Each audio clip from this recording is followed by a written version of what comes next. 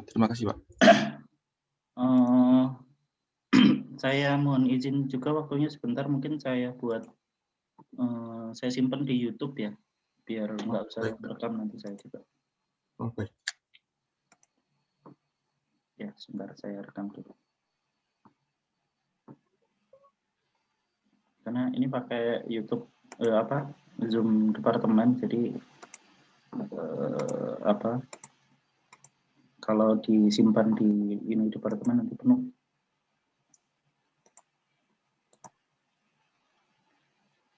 Oke, sambil siap-siap kita mulai. Bismillahirrahmanirrahim. Assalamualaikum warahmatullahi wabarakatuh. Selamat pagi, salam sejahtera. Semoga semuanya sehat ya. Ini kurang lebih ada 25-24 orang serta ini dari geodesi semua. Ada yang dari luar. Sepertinya dari geodesi, Pak. Semua. Kemarin ada dari geomatika yang tanya boleh ikut apa enggak, tapi belum tahu daftar jadi daftar atau enggak. Oh ya. Ya, berarti santai aja, ini bukan kuliah. Ini kita sharing-sharing aja dan barangkali sedikit sejarah sebelum saya sampaikan ya. Kemarin Nando mentak saya gimana Pak kalau ada semacam pelatihan gitu ya. Nah, sebenarnya dari tahun 2015 2015 kita udah ada semacam ini acaranya gitu. Dan itu tiap hari Sabtu dari pagi sampai siang. Nah, acaranya ngumpul di lab GIG atau di kampus, waktu itu di ruang di ruang S2 gitu, untuk keperluan kita belajar hal-hal yang mungkin nggak disampaikan di kuliah. Waktu itu penggagasnya salah satunya juga Pak Trias sebenarnya. Nah, kenapa begitu? Karena gini, kita sadar gitu bahwa kita di geodesi kita belajar banyak sekali hal. Jadi kita belajar kalian gitu, kalau saya sih enggak. Kita belajar 5 bidang yang berbeda di geodesi, ada geoinformatika, itu yang akan kita bahas nanti. Kemudian ada hidro, ada surveying, ada foto PC. Foto PC aja 2 bidang yang berbeda. Kemudian ada apa yang ketinggalan? GNSS positioning. Nah, jadi 5 hal yang berbeda itu kemudian dipadatkan semuanya dalam satu kurikulum yang kalian semuanya ada materi wajib yang harus kalian pelajari. Jadi dengan kondisi seperti itu kita akan sangat kesulitan gitu untuk memberikan materi-materi yang agak advance. Karena materi kalian sendiri udah padat. Materi kuliah kalian sudah sangat padat. Saya agak pilek, sorry. Ya, dan kemungkinan untuk memberikan materi yang tambahan itu harus kita lakukan melalui media seperti ini, bikin klub dan lain sebagainya. Nah, waktu itu kita punya yang namanya PPIDS Academy. Tahu PPIDS ya? Pusat Pengembangan Infrastruktur Data Spasial. Kita punya satu lembaga, itu semacam bidang riset. Kalau di kampus itu kan ada pusat riset logistik, saya lupa. Banyak kan di kampus ada lembaga-lembaga pusat riset seperti itu. Nah, di kita juga ada, itu kan ada lembaga pengembangan yang diberikan oleh BIG. Jadi kita kerjasama dengan BIG dulu, namanya PPIDS, Pusat Pengembangan Infrastruktur Data Spasial.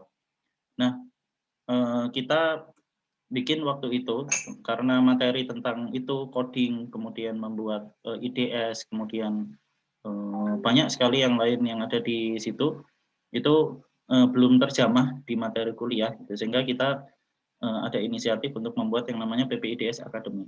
Nah, itu benar-benar berjalan selama ya 1 semester kayaknya lebih. Waktu itu kita buat, ada modulnya, kemudian ada modulnya masih ada kalau kalian mau. Kemudian ada pertemuan rutin gitu. Dan nanti waktu itu kita usulkan yang ikut dapat sertifikat, cuma sayangnya nggak jalan. Nah, setelah itu karena kesibukan dan lain hal itu nggak terlaksana lagi, padahal outputnya udah banyak. Outputnya udah banyak, ada yang jadi dosen, ada yang kerja di Gojek, ada yang kerja di ya macam-macam banyak. Nah, sehingga kita lihat bahwa ini cukup potensial gitu, dan begitu kemarin teman-teman mengajukan gimana kalau kita bikin semacam ini, kalau saya sebutnya crash course. kita berikan materi singkat tentang satu topik tertentu yang mungkin di kuliah nggak ada. Di kuliah barangkali kalian nggak dapat. Nah, sehingga dari ya mungkin pertemuannya kemarin hanya 3 kali pertemuan, mungkin nanti ada 2 kali atau mungkin ada 1 kali pertemuan.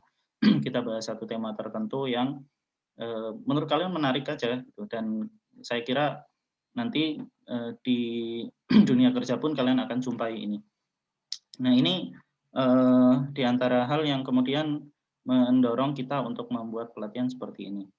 Nah, terkait dengan materi pelatihan, sebenarnya kemarin juga saya usulkan ada beberapa tema ya, dan dari teman-teman kayaknya kemudian memilih machine learning dan deep learning. Sebenarnya materi ini nanti akan masuk ke mata kuliah PCD sebagian, pengolahan citra digital. Saya kira yang sedang ngambil sekarang itu 2018, yang sudah dapat itu 2017 ya, kayaknya tadi ada Vincent dan kawan-kawan, Rizky. Ya, jadi 2017 itu udah dapat materi itu, meskipun hanya satu pertemuan lewat Telegram kalau nggak salah waktu itu ya, tahun lalu. Nah, jadi materi ini itu nanti akan diberikan juga itu meskipun nggak banyak, dan ada irisannya dengan mata kuliah pengolahan citra digital di tahun ini. Kalau tahun depan saya nggak tahu saya masih ngajar apa enggak. Kemarin saya juga nyampaikan ini ke 2017, tapi ternyata oleh UGM saya masih dikasih perpanjangan 1 tahun. Jadi masih ada kesempatan tahun ini saya ngajar PJD, nah mungkin tahun depan mungkin enggak. Gitu. Nah, untuk itu saya coba berikan sedikit pengantar ya. Barangkali untuk angkatan 2017 materi ini udah familiar karena kemarin juga udah sempat saya berikan. Ya, dan dengan waktu 3 hari ini luar biasa. Ini materi yang geospatial data science, ini materi yang cukup padat, landasan teorinya banyak, dan banyak yang harus kalian pelajari, khususnya pemrograman itu kan. Dan setahu saya itu kalian belum pernah mendapat bahasa lain selain C++, benar nggak? Itu pun C++-nya Borland lagi, wah, Masya Allah. Ya, kalau saya pengen bisa. Jadi itu satu jenjang yang seharusnya memang sudah kita coba ganti gitu kan. Dan nanti di kurikulum 2021 kita sudah rancang. Kemarin saya coba usulkan dari pemrograman komputer nanti kita pakai Python. Meskipun program yang sekarang belum. Nanti semester depan insya Allah. Ya, jadi kita pakai Python. Kemudian untuk geospatial data science kita buatkan satu mata kuliah sendiri. Jadi ini pengantar aja ya. Di kurikulum 2021 nanti ada mata kuliah yang namanya pemrograman spasial. Prospas kalau saya, pemrograman spasial. Isinya apa? Isinya pemrograman spasial itu adalah satu mata kuliah yang ini ada Bu Febri nanti biar menjelaskan. Satu mata kuliah yang di dalamnya kita isi dengan aplikasi geospatial data science. Untuk apa? Untuk kelima bidang yang tadi saya sebutkan. Ada foto PJ, kemudian ada geoinformatika, ada pasut hidro, kemudian ada GNSS, kemudian ada surveying. Jadi kelima bidang itu nanti akan kalian jumpai di situ, dan kalian akan dapat ilmu yang lebih padat dan lebih mantap daripada di pelatihan seperti ini. Nah, tetapi itu kan kurikulum nanti. Nanti kalau kalian keburu lulus, mungkin kalian nggak dapat ini. Nah, jadi saya harap dari materi yang singkat, yang saya coba padatkan jadi 3 hari, jadi 3 pertemuan, dengan masing-masing ada praktikumnya, mudah-mudahan kita bisa eksplor. Nah, saya harap juga itu kalian jangan pasif. Kalau misalnya nanti saya coba menyampaikan ini sesuai dengan urutan yang sesuai ya, tapi nanti bisa kalian lihat bahwa yang namanya machine learning, kemudian apalagi deep learning itu butuh pemahaman matematika yang cukup berat gitu. Makanya nanti Mbak Febri yang ngajar. Butuh matematika yang cukup kuat. Nah, nanti kita lihat. Jadi pemahaman untuk itu barangkali kalau kalian lihat di Udemy, di Coursera itu ada yang kalian akan menguasai machine learning dalam 1 minggu atau 1 bulan. Loh, itu luar biasa. Saya kira tetap kalian nanti perlu belajar sendiri di luar ini. Dan itu bukan mustahil. Karena banyak juga yang belajar machine learning, kemudian deep learning, Geospatial data science dan data science secara umum itu secara otodidak. Nah, di pelatihan ini kita akan coba explore itu semua, dan barangkali saya juga hanya akan memberikan gambaran besar itu kan nanti, dan beberapa contoh kasus untuk praktek nanti siang kita hands on, jadi kita coba benar-benar nanti dengan coding, dengan data yang ada sebenarnya, kemudian kita coba beberapa aplikasi dari geospatial data science. Nanti saya akan sebutkan beberapa rujukan juga kalau misalnya kalian pengen belajar sendiri. Jadi ada banyak rujukannya. Ya, oke. Itu mungkin sedikit pengantar ya, dan saya kira kalau ke depan kita mau ada tema-tema lain, silakan aja. Ini mungkin sebagian besar peserta ini adalah tim keilmuan SIK, dan saya kira di bidang ini itu ada satu kebutuhan yang sangat besar di luar, baik untuk geoinformatikanya maupun untuk geomatikanya gitu kan, dari alumni-alumni kita gitu, yang materinya itu sebagian besar belum ada di kuliah gitu. Materinya sebagian besar belum ada di kuliah. Kalau ada mungkin pilihan. Kalau ada mungkin pilihan. Dan ini sarana yang baik kalau misalnya kalian mau mendapatkan pelatihan-pelatihan singkat. Saya juga ngisi di PUPR kemarin satu pelatihan seperti ini, Spatial Data Science, selama 3 hari juga itu sama, dan ada alumni kita juga di situ yang menjadi peserta, tapi waktu itu menggunakan ArcGIS ya, karena mereka memang punya lisensinya. Nah, karena kita nggak punya, itu kita coba beri materi ini tentang yang open source. Barangkali itu untuk pengantar, saya akan coba sampaikan apa yang akan kita coba pelajari pada satu hari ini. Jadi yang pertama, saya pengen menyampaikan tentang apa itu data science dan AI, artificial intelligence ini the buzzword of today. Jadi kalau kita buka Twitter, kalau kita buka berita, kalau kita menonton berita apapun, banyak sekali yang membahas mengenai kata-kata ini. Data science, AI, machine learning, deep learning, apa sebenarnya buzzword ini, dan kenapa kita perlu membahas itu. Sekarang di kurikulum 2021 yang nanti akan kita susun, itu nanti ada salah satu constraint-nya adalah industri 4.0. Nah, hal-hal seperti ini yang nanti akan kita pelajari. Untuk apa kita itu di geodesi, yang barangkali bagi kita, pemahaman kita geodesi itu ya urusannya dengan surveying gitu kan, dengan akuisisi data, kita udah dapat data, udah lepas gitu kan. Nah, untuk apa kita perlu belajar hal-hal semacam ini? Kalau kita bahas industri 4.0, kayaknya geodesi ini urusan kesekian kalau bahas tentang data science dan hal-hal yang semacam ini. Namanya aja geodesi. Jadi urusan kita adalah earth measuring, mengukur bumi katanya. Nah, kenapa kita perlu membahas mengenai data science dan AI? Apa hubungannya? Saya coba arahkan ke situ, meskipun penjelasan lebih lengkap akan saya berikan minggu depan, karena untuk machine learning sendiri, itu kan nanti ada beberapa hal yang perlu saya rinci terkait dengan bagaimana aplikasinya dan jenis-jenisnya, kan, karena mungkin bagi sebagian orang banyak yang masih bingung kan dengan istilah antara machine learning dengan misalnya JST, jaringan saraf tiruan atau neural network. Kemudian machine learning dengan deep learning. Apa bedanya deep learning dengan JST? Bukannya sama aja, ternyata berbeda. Ada aplikasi yang berbeda, dan kita perlu pahami konsep-konsep ini sebelum nanti kalian silahkan menggali sendiri dari internet, dari sumber online sangat banyak sekali. Itu tadi saya sebutkan ada Coursera, ada Udemy. Kemudian dari MIT pun mereka memberikan kursus gratis, dan dari Google juga ada kursus gratis tentang machine learning dan deep learning. Nanti kita akan berikan beberapa rujukan itu untuk kalian pelajari sendiri.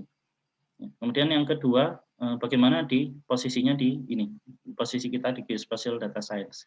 Untuk apa kita ribut-ribut belajar data science di bidang geodesi dan geospasial? Apa contohnya? Kenapa banyak yang sekarang menggunakan istilah ini? Ternyata kebanyakan teman-teman IT, teman-teman IT yang membahas mengenai geospatial data science. Kemudian, nah ini syarat utama, salah satu dari 2 syarat untuk belajar data science itu adalah yang pertama matematika, yang kedua pemrograman. Yang pertama matematika, yang kedua pemrograman. Nah, tadi saya sampaikan yang kita pelajari itu banyak C++. Jelas C++ ketinggalan jauh kalau urusan data science. Nah, saya pengen kalian punya basic yang kuat mengenai konsep-konsep pemrograman Python dan apa sih sebenarnya yang menjadikan misalnya data science itu perlu memahami mengenai pemrograman. Apa itu misalnya sebuah tuple, sebuah list, atau dictionary, dan lain sebagainya. Yang itu mungkin kalian nggak jumpai di mata kuliah pemrograman kita. Kemudian ada juga yang namanya list comprehension misalnya. Kemudian ada modul-modul yang tersedia sangat banyak di pemrograman Python. Ada NumPy, ada Pandas, ada CP, ada Matplotlib. Yang ini kemudian memudahkan kita, dan kalau kalian nyari tutorial di luar pun isinya juga akan ini untuk mengolah dan melakukan alur dari bagaimana kita mengolah dan menghasilkan insight dengan menggunakan data science. Ya, sorry. Suara saya kayaknya hilang. Nah, sehingga saya coba berikan hari ini agak padat, itu kan mengenai basic dari Python-nya sendiri. Saya tahu mungkin teman-teman juga background-nya berbeda-beda, ada yang dari 2019, mungkin ada yang 2020 ada? Ada nggak? 2020 nggak ada ya? Kemudian ada yang sudah advance 2017, ada yang mungkin lagi skripsi, ada 2018, ada yang dosen. Ya, sehingga saya coba sampaikan dari sisi pemrogramannya itu apa yang kemudian mengharuskan kita untuk belajar minimal Python. Kenapa saya bilang minimal? Karena nanti ada dua bahasa yang populer untuk keperluan data science, dan kemarin banyak juga lowongan yang mencari alumni kita itu yang bisa Python dan R, bahasa R, nyebutnya R, bahasa R untuk dipakai sebagai lulusan sebagai data analis.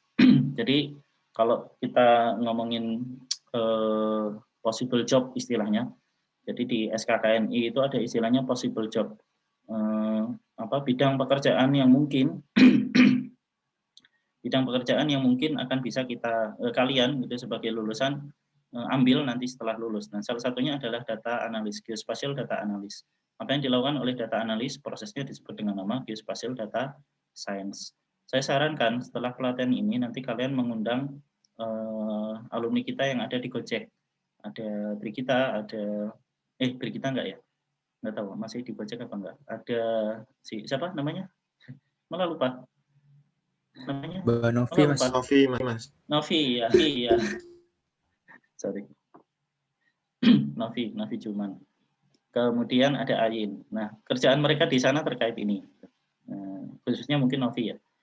Terkait dengan geospatial data science. Jadi gimana Gojek itu kan dengan data yang luar biasa banyak, itu kita nggak bisa sebut lagi praktikum kalian SHP dengan sekian puluh data, dengan data se-Jogja misalnya, datanya itu aja.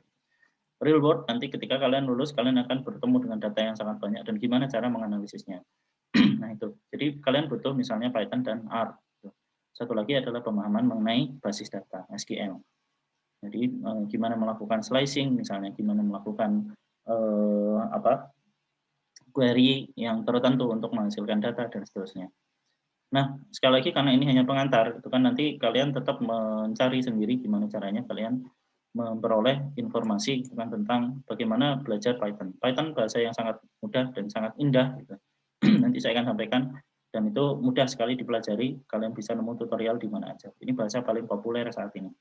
Ya, yang keempat, saya sekilas saja bahas tentang Jupyter Notebook dan Google Colab. Ini perbedaan antara interpreter dengan compiler yang mestinya disampaikan juga di mata kuliah pemrograman. Nah, apa itu interpreter, apa itu compiler, dan kenapa misalnya kita menggunakan Python dengan menggunakan interaktif Python Notebook atau IPYNB, yaitu Google Colab nanti.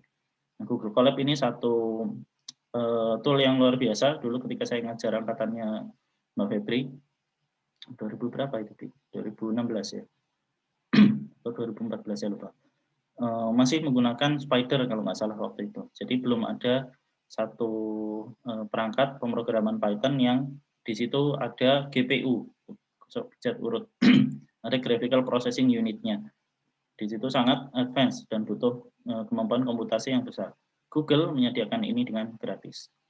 Dan yang terakhir, kita coba kenalan dengan modul-modul Python untuk data science. Jadi kalau tadi kenapa saya minta penguatan dari sisi Python dulu, gitu, sebelum nanti minggu depan kita akan terjun, kita coba berikan kasus gitu tentang machine learning. Ini kalau di teman-teman kita di IT mungkin wah machine learning belajarnya sehari, luar biasa. Ya, at least kalian sudah tahu dengan kita nggak masalah belajarnya sehari gitu. Dan banyak contoh di Coursera yang isinya cuma 2 jam atau 5 jam. Coba kalian cari. Ya, tapi intinya adalah bagaimana kalian memahami apa itu Python dan menggunakan modul-modulnya. Karena mungkin modul Python itu banyak, tapi semuanya bekerja dengan dasar yang sama. NumPy misalnya nanti juga bekerja menggunakan array kalau istilah kalian, array atau list. Atau kalau istilah Python yang lebih tepat sebenarnya adalah container. Nah, kemudian ada Pandas, dan yang kita pakai di Geospatial Data Science nanti ada yang disebut dengan nama GeoPandas. Pandas. Pandas itu bukan panda yang hitam putih. Panda itu singkatan sebenarnya. Saya lupa singkatannya apa. Ada yang ingat Pandas Python itu singkatannya apa? Nanti kita cari. Saya lupa. Nah, sehingga inilah yang saya harap bisa menjadi dasar dan landasan untuk kalian bagaimana pemrograman itu nanti akan digunakan untuk mengeksplor apa itu geospatial data science. Nanti di akhir saya akan berikan link nanti ya untuk praktikum. Nanti siang saya akan berikan link Google Colab untuk kalian coba-coba dan saya pandu satu persatu tentang bagaimana cara menggunakan Python yang ada di situ dan untuk melakukan beberapa analisis dan visualisasi. Nah, ini materi kita pada hari ini. Untuk minggu depan saya akan perkuat mengenai logic dari machine learning itu sendiri. Jadi kita akan coba bahas tentang ANN, apa itu artificial neural network, apa itu propagation, backpropagation, dan seterusnya. Nah, saya harap ini mencukupi itu untuk menjadi dasar bagi kalian, karena tentu kita sadar gitu, bahwa pertemuan yang hanya beberapa kali ini, ya, kita akan perlu lebih banyak lagi gitu, untuk membahas mengenai apa itu artificial intelligence dan geospatial data science. Jadi ini hari ini intro to data science kita bahas sedikit saja gitu, bagaimana sih sebenarnya data gitu, dan bagaimana data science, kenapa kita perlu belajar dan seterusnya. Machine learning kita bahas minggu depan. Saya akan coba berikan contoh tentang time series data. Bisa jadi dari data yang hari ini kita pakai data gempa bumi misalnya. Kemudian dari apa namanya untuk prakteknya kita juga akan menggunakan data citra, data citra penginderaan jauh, karena itu banyak kita jumpai. Nanti kalau kalian mau, saya akan berikan skripsinya Tata, itu kemarin juga saya sudah izin untuk dipakai di PJD, saya kira dia juga nggak keberatan kalau disampaikan di sini ya. Itu satu dari sedikit contoh penggunaan machine learning, deep learning untuk keperluan kita di geospasial. Nanti kalian bisa punya gambaran kira-kira seperti apa aplikasinya. Yang terakhir nanti deep learning. Jujur, saya agak berat itu untuk menyampaikan deep learning dalam 1 hari. Makanya kemarin saya bilang ke Nando kalau misalnya nanti waktunya cukup, saya akan sampaikan tentang deep learning. Tapi kalau enggak, mungkin kita akan eksplor tentang machine learning. Dan saya hanya sampaikan sedikit dasar dari bagaimana ANN itu bekerja, gimana cara kerja neural network pada deep learning, dan beberapa aplikasinya. Syukur-syukur kita sempat praktek, kita sempat mengerjakan satu project deep learning. Toh ada Google Colab. Ya, jadi ini pelatihan kita 3 hari dan saya harap teman-teman juga tidak hanya mengandalkan dari apa yang saya sampaikan, kita bisa gunakan sumber yang sangat banyak yang ada di internet. Toh saya juga nyarinya dari internet, gitu kan, mengenai machine learning, deep learning, dan data science. Oke. Saya suka quote ini. Tuh, barang siapa yang menganggap, barang siapa yang menganggap perjalanan panjang, saya langkahnya akan melengah. Biasanya saya berikan ini quote ini di awal-awal ngasih sesuatu yang kayaknya bakalan di tengah jalan nanti banyak yang kepikiran. Wah, ternyata susah. Enggak susah. Susah banget.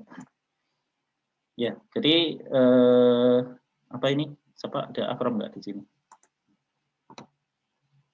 Enggak ada. Ada yang tahu bahasa Arabnya kayak gimana? Oh, ada akrom.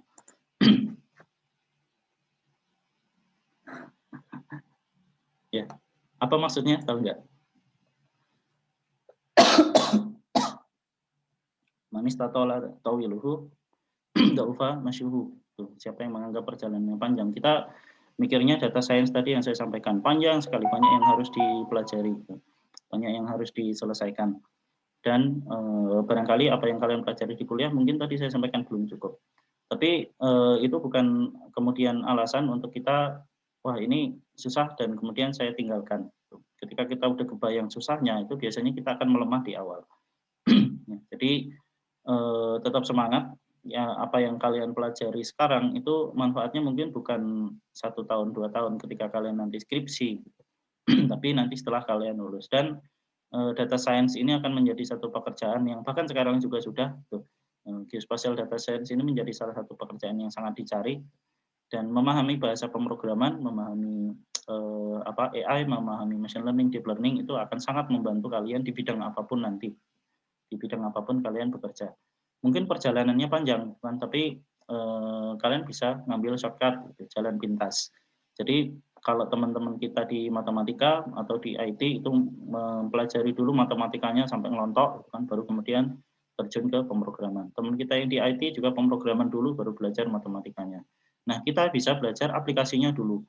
Jadi misalnya ArcGIS itu juga sudah menyediakan banyak tutorial, banyak MOOC gitu kan, yang bisa kalian ikuti tentang bagaimana menggunakan tool-tool yang sudah ada gitu, untuk keperluan data science dan machine learning dan deep learning. Nanti tinggal ketika kalian pengen memperdalam, kalian pelajari lagi bagaimana cara kerjanya, bagaimana merubah parameternya, gitu kan. Kemudian kalian terapkan ke project yang lain. Gitu. Nah itu barangkali cara belajar shortcut. Kalian belajar di project gitu kan, kita coba dulu, baru kemudian kita terjun lebih dalam ke satu aplikasi. Oke, polling time. Karena kita akan banyak berurusan dengan Python, si ular, dalam 2-3 hari ke depan, 2-3 minggu ke depan, sorry, 2-3 minggu ke depan, saya coba pengen bikin polling. Kira-kira seberapa banyak kalian kenal dengan Python? Coba ya, saya bikin sebentar. Saya belum pernah pakai pollingnya Zoom soalnya.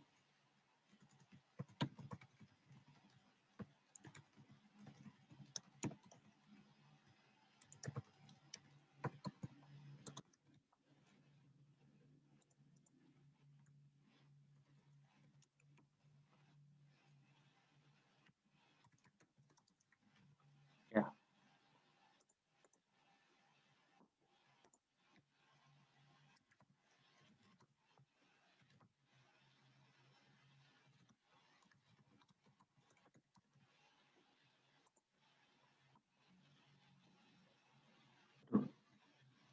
Malah disuruh refresh, sorry. Sambil menunggu, barangkali ada yang mau ditanyakan dari apa yang tadi saya sampaikan. Ada materi yang pengen dibahas lagi? Mas, mau ya, sedikit tanya, Mas. Dan Untuk Python sama compiler kayak Spider atau PyCharm itu kira-kira bedanya apa aja, Mas? Spider, PyCharm. Spider, PyCharm. Oke. Nanti sebenarnya ada satu slide saya yang bahas itu ya. Nggak apa-apa, nanti saya sampaikan. Oke, jadi gini, Vincent. Python itu adalah bahasa interpreted language. Beda dengan C++ yang kalian pelajari di Prokom. Kalau C++ itu kalian ngetik di antarmukanya burulan, gitu kan?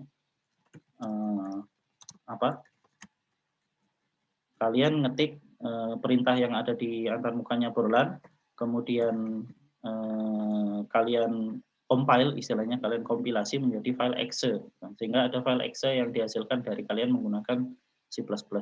Nah, Python itu adalah bahasa interpretasi, sehingga mukanya banyak. Python itu bisa diedit di mana saja, di command prompt bisa. Jadi ada istilahnya Python console, gitu. Ada Python console. Kalau kalian install Python, misalnya di situ ada konsolnya. Di QGIS, di ArcGIS kan juga ada konsol. Kalian bisa panggil Python di situ. Ada istilahnya IDE, Integrated Development Environment, yang tadi kamu sebut, PyCharm, kemudian Spider, itu masuk ke kelas itu. Jadi PyCharm dan Spider itu IDE. Sama seperti kalau misalnya kalian pakai Notepad++ atau VS Code, itu IDE. Apa maksudnya? Kalian bisa ketik Python, seluruh baris perintah yang kalian inginkan dari awal sampai akhir diketik di situ, itu bisa. Nah, itu istilahnya IDE. Di integrated, kalian bikin semuanya, baru nanti interpret, diterjemahkan menggunakan bahasa Python. Keluarannya apakah exe? Bukan. Nggak ada keluaran exe dari kalian membuat sebuah Python. Nah, ini istimewanya bahasa interpret. Kalian tidak perlu bingung dengan sistem operasi. Kalian tidak perlu bingung dengan sistem operasi. Kalian bisa bikin Python jalan di mana saja. Sehingga nanti saya sampaikan, Python itu bisa masuk ke microcontroller. Kan? Misalnya kalau kalian punya Arduino, kalian punya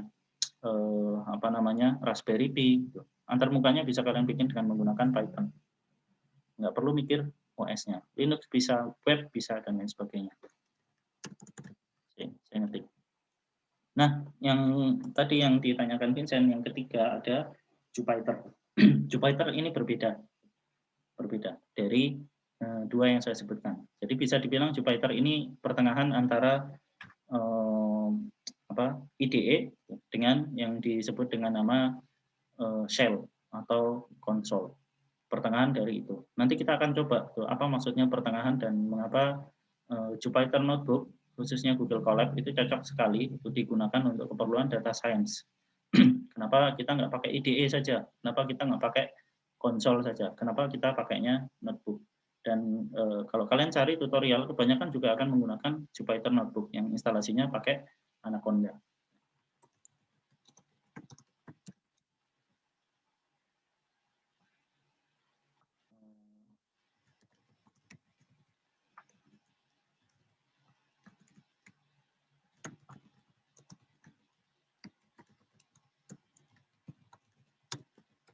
Ya,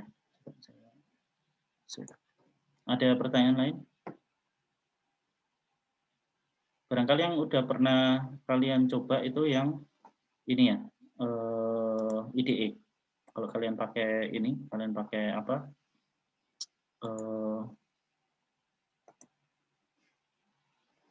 Ya, pollingnya saya berikan. Saya pengen melihat saja seberapa banyak dari teman-teman yang udah pernah menggunakan Python. Ini Python aja ya, nanti yang lain nggak usah.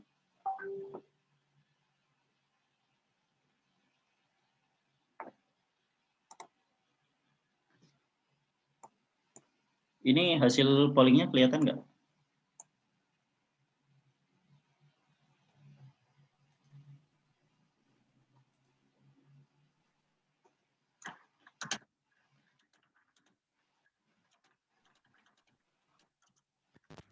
Pak. 40 dari 50. Yang lain?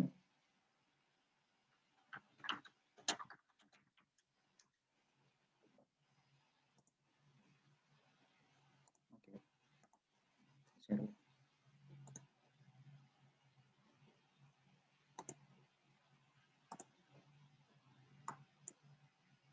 Nah, ini hasilnya. Kurang 7 orang, saya sendiri nggak usah ya.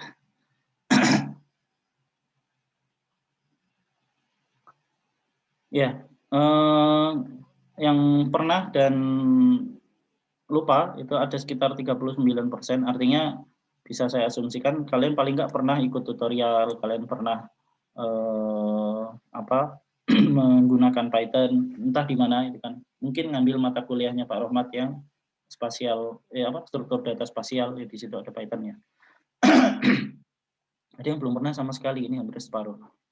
Nah, ini dengan variasi yang seperti ini mungkin saya minta pemakluman kalian yang sudah pernah dan sudah ahli, yang lumayan bisa ini merendah untuk menjulang tinggi.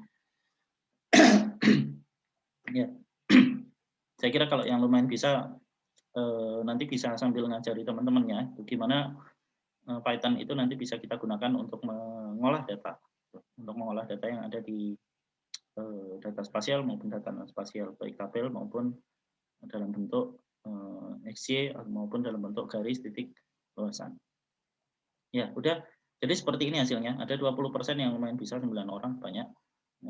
Ini sebenarnya yang pertanyaan terakhir ini jebakan, ini nggak usah. Saya yakin yang lumayan bisa sebenarnya udah bisa. Yang belum pernah sama sekali mungkin juga sudah pernah dengar tentang Python. Tapi gini, untuk keperluan pelatihan saya pengen memberikan dari yang basic dulu. Saya coba sampaikan, dan kalau misalnya ada bingung jangan diem aja gitu. Nah, ini bukan kuliah. Kalau kuliah wajar kalian diem aja. Nah, ini bukan kuliah itu, dan kalian ikut pelatihan biar bisa. Maka kalau mau nanya, tanyakan. Kalau saya bisa jawab, saya akan jawab. Oke, jadi ternyata sebagian sudah pernah dengar Python, dan saya harap nanti bisa bantu saya juga kalau misalnya ada teman-teman yang kesulitan. Oke, sekarang saya pengen bahas tentang apa itu data science dan AI atau artificial intelligence. Nando, ini waktunya sampai jam berapa? Jam 12 ya? Iya, Pak, sampai jam 12 nanti. Ya, moga-moga Di situ selesai. Soma sampai jam 1. Oke, moga-moga selesai nggak terlalu panjang. Oke, jadi data science dan AI ini tadi saya sampaikan ini buzzword of the year misalnya, buzzword of the decades. Satu kata-kata, istilah-istilah yang akan sering kita dengar itu kan terkait dengan industri 4.0. Ada namanya data science, ada AI. Nah, apa itu data science dan apa itu AI? Yang pertama kita bahas dulu. Stop. Oke. Apa itu data? Silakan cerita. Sepemahaman kalian, data itu apa? Karena namanya data science berarti kan kita berurusan dengan data. Data itu apa? Oke, silakan. Kita pelatihannya bukan kuliah. Kalau kuliah kalian bisa tiduran, bisa ini. Kalau pelatihan silakan ngomong. Kalau enggak tak tunjuk. Apa itu data menurut kalian? Nggak usah jelasin dengan istilah, contoh aja boleh. Informasi, Pak. Informasi, bedanya informasi dengan data apa? Yang lain? Ini siapa tadi yang ngomong? Kumpulan fakta, Pak. Kumpulan fakta. Kumpulan fakta. Kumpulan fakta. Fakta itu apa? Itu apa? Peristiwa yang pernah terjadi, Pak. Oke, jadi gini.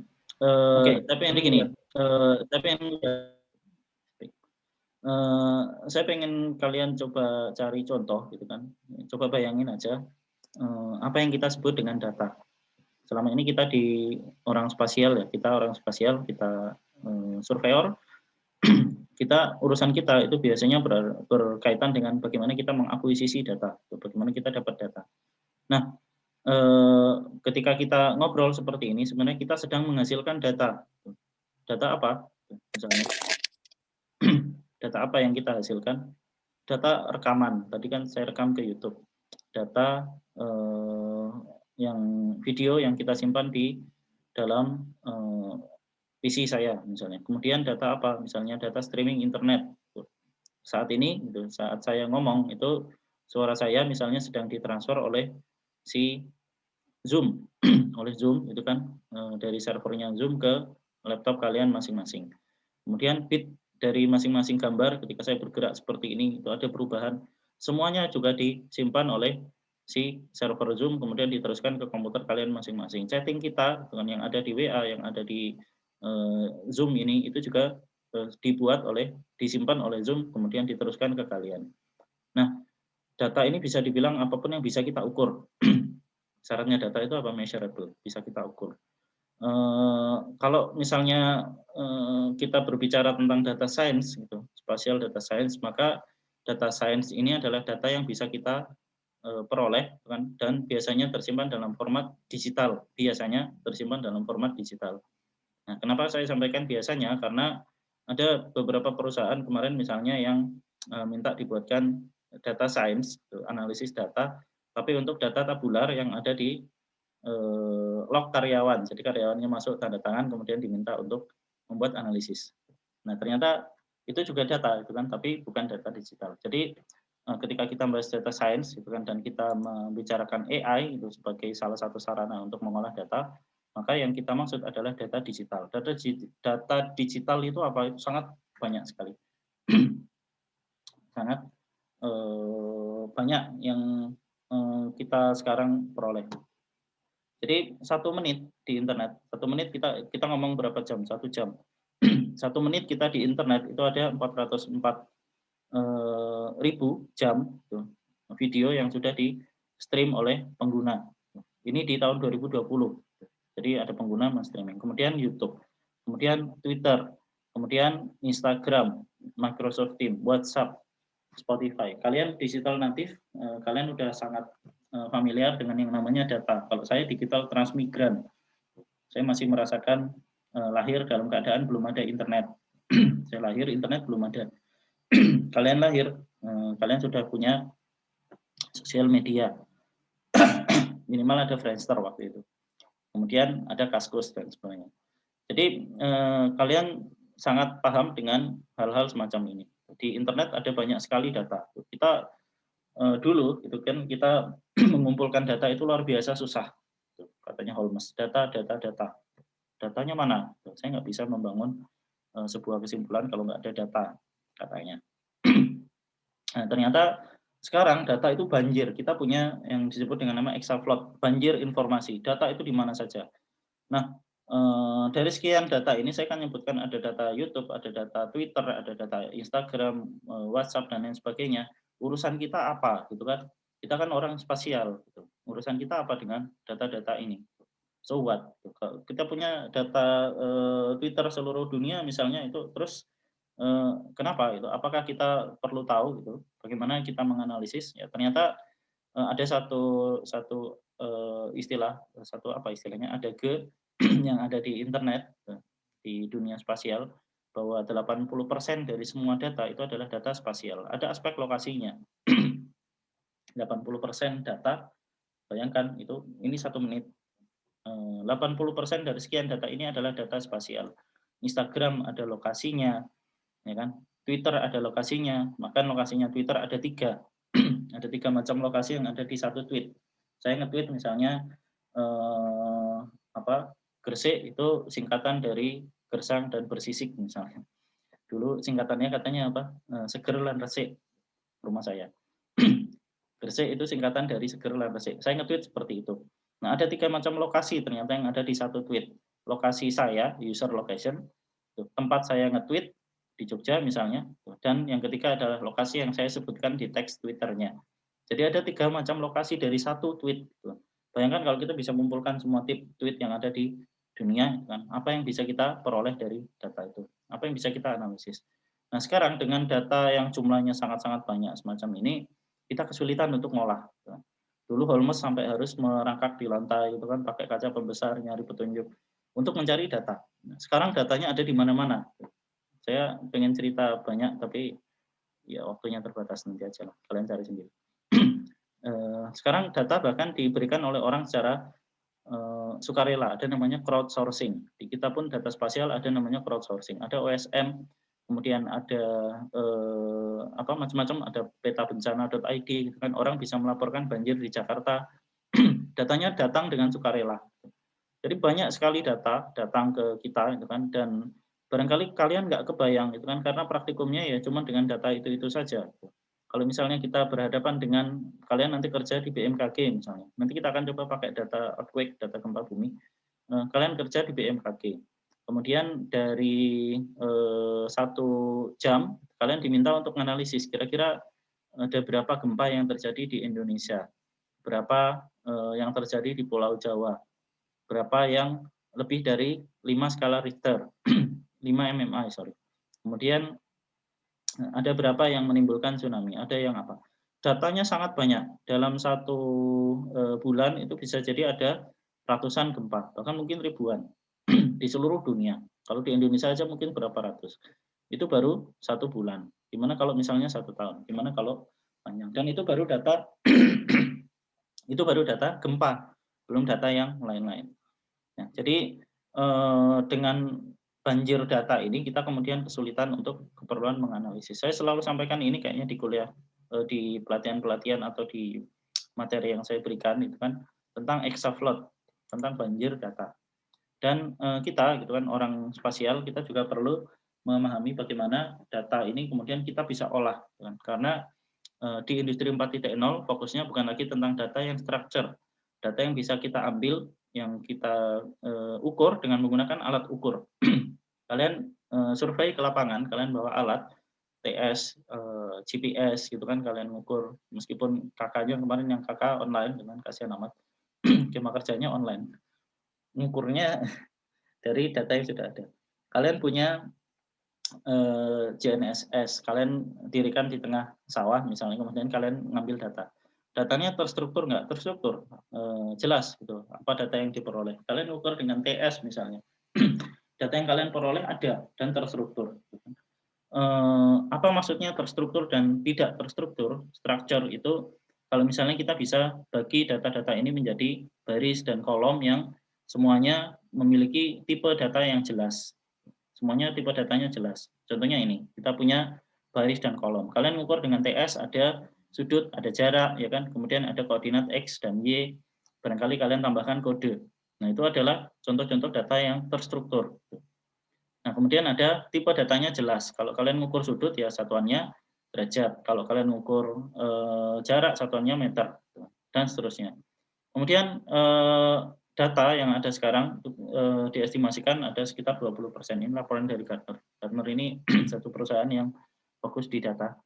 Kemudian tidak memerlukan storage dalam jumlah besar. Kenapa? Biasanya produksinya itu dengan menggunakan alat ukur.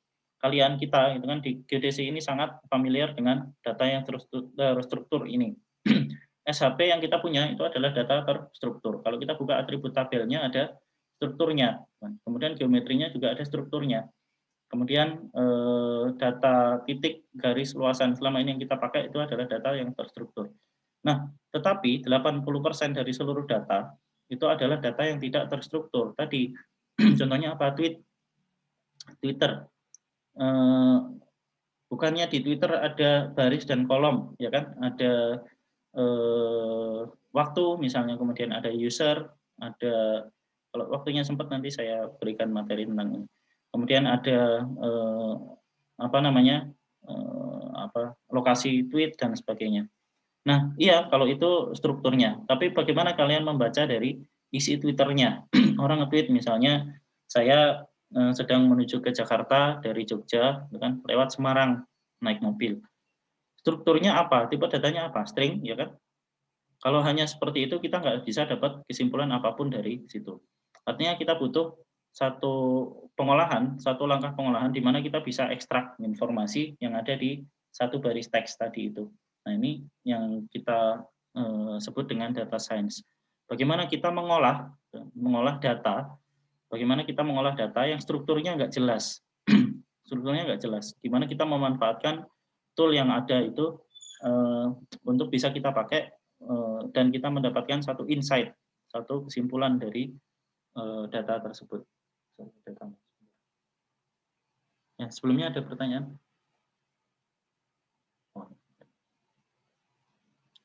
Ada pertanyaan sebelum saya lanjutkan? Harusnya ada pertanyaan. Kalian harusnya nanya, kenapa data Twitter disebut unstructured data misalnya. Dan kemudian urusan kita sama data Twitter apa? Kita orang geospasial. Ada yang nanya? Enggak ada. Ya, saya lanjutkan. Jadi gini, tadi kan saya sebutkan video itu juga data unstructured. Kenapa unstructured? Kan video jelas, kita bisa tonton, kita bisa ini.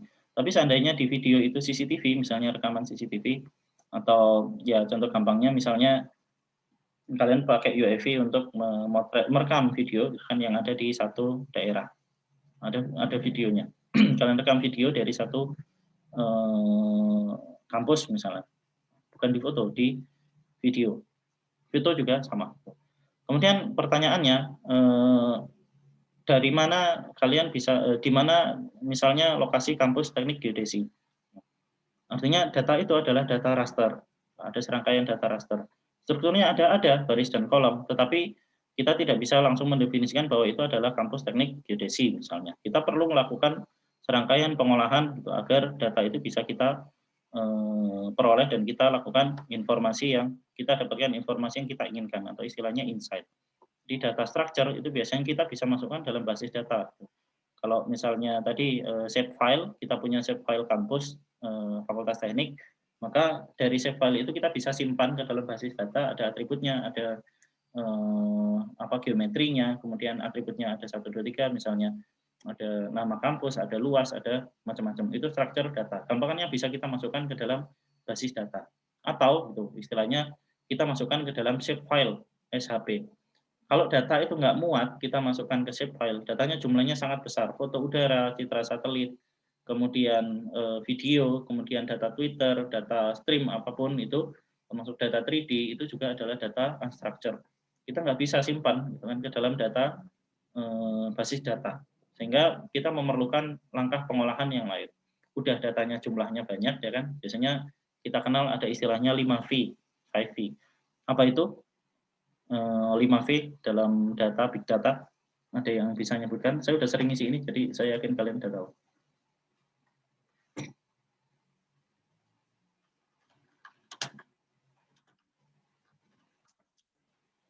Saya sambil membalas dosen-dosennya.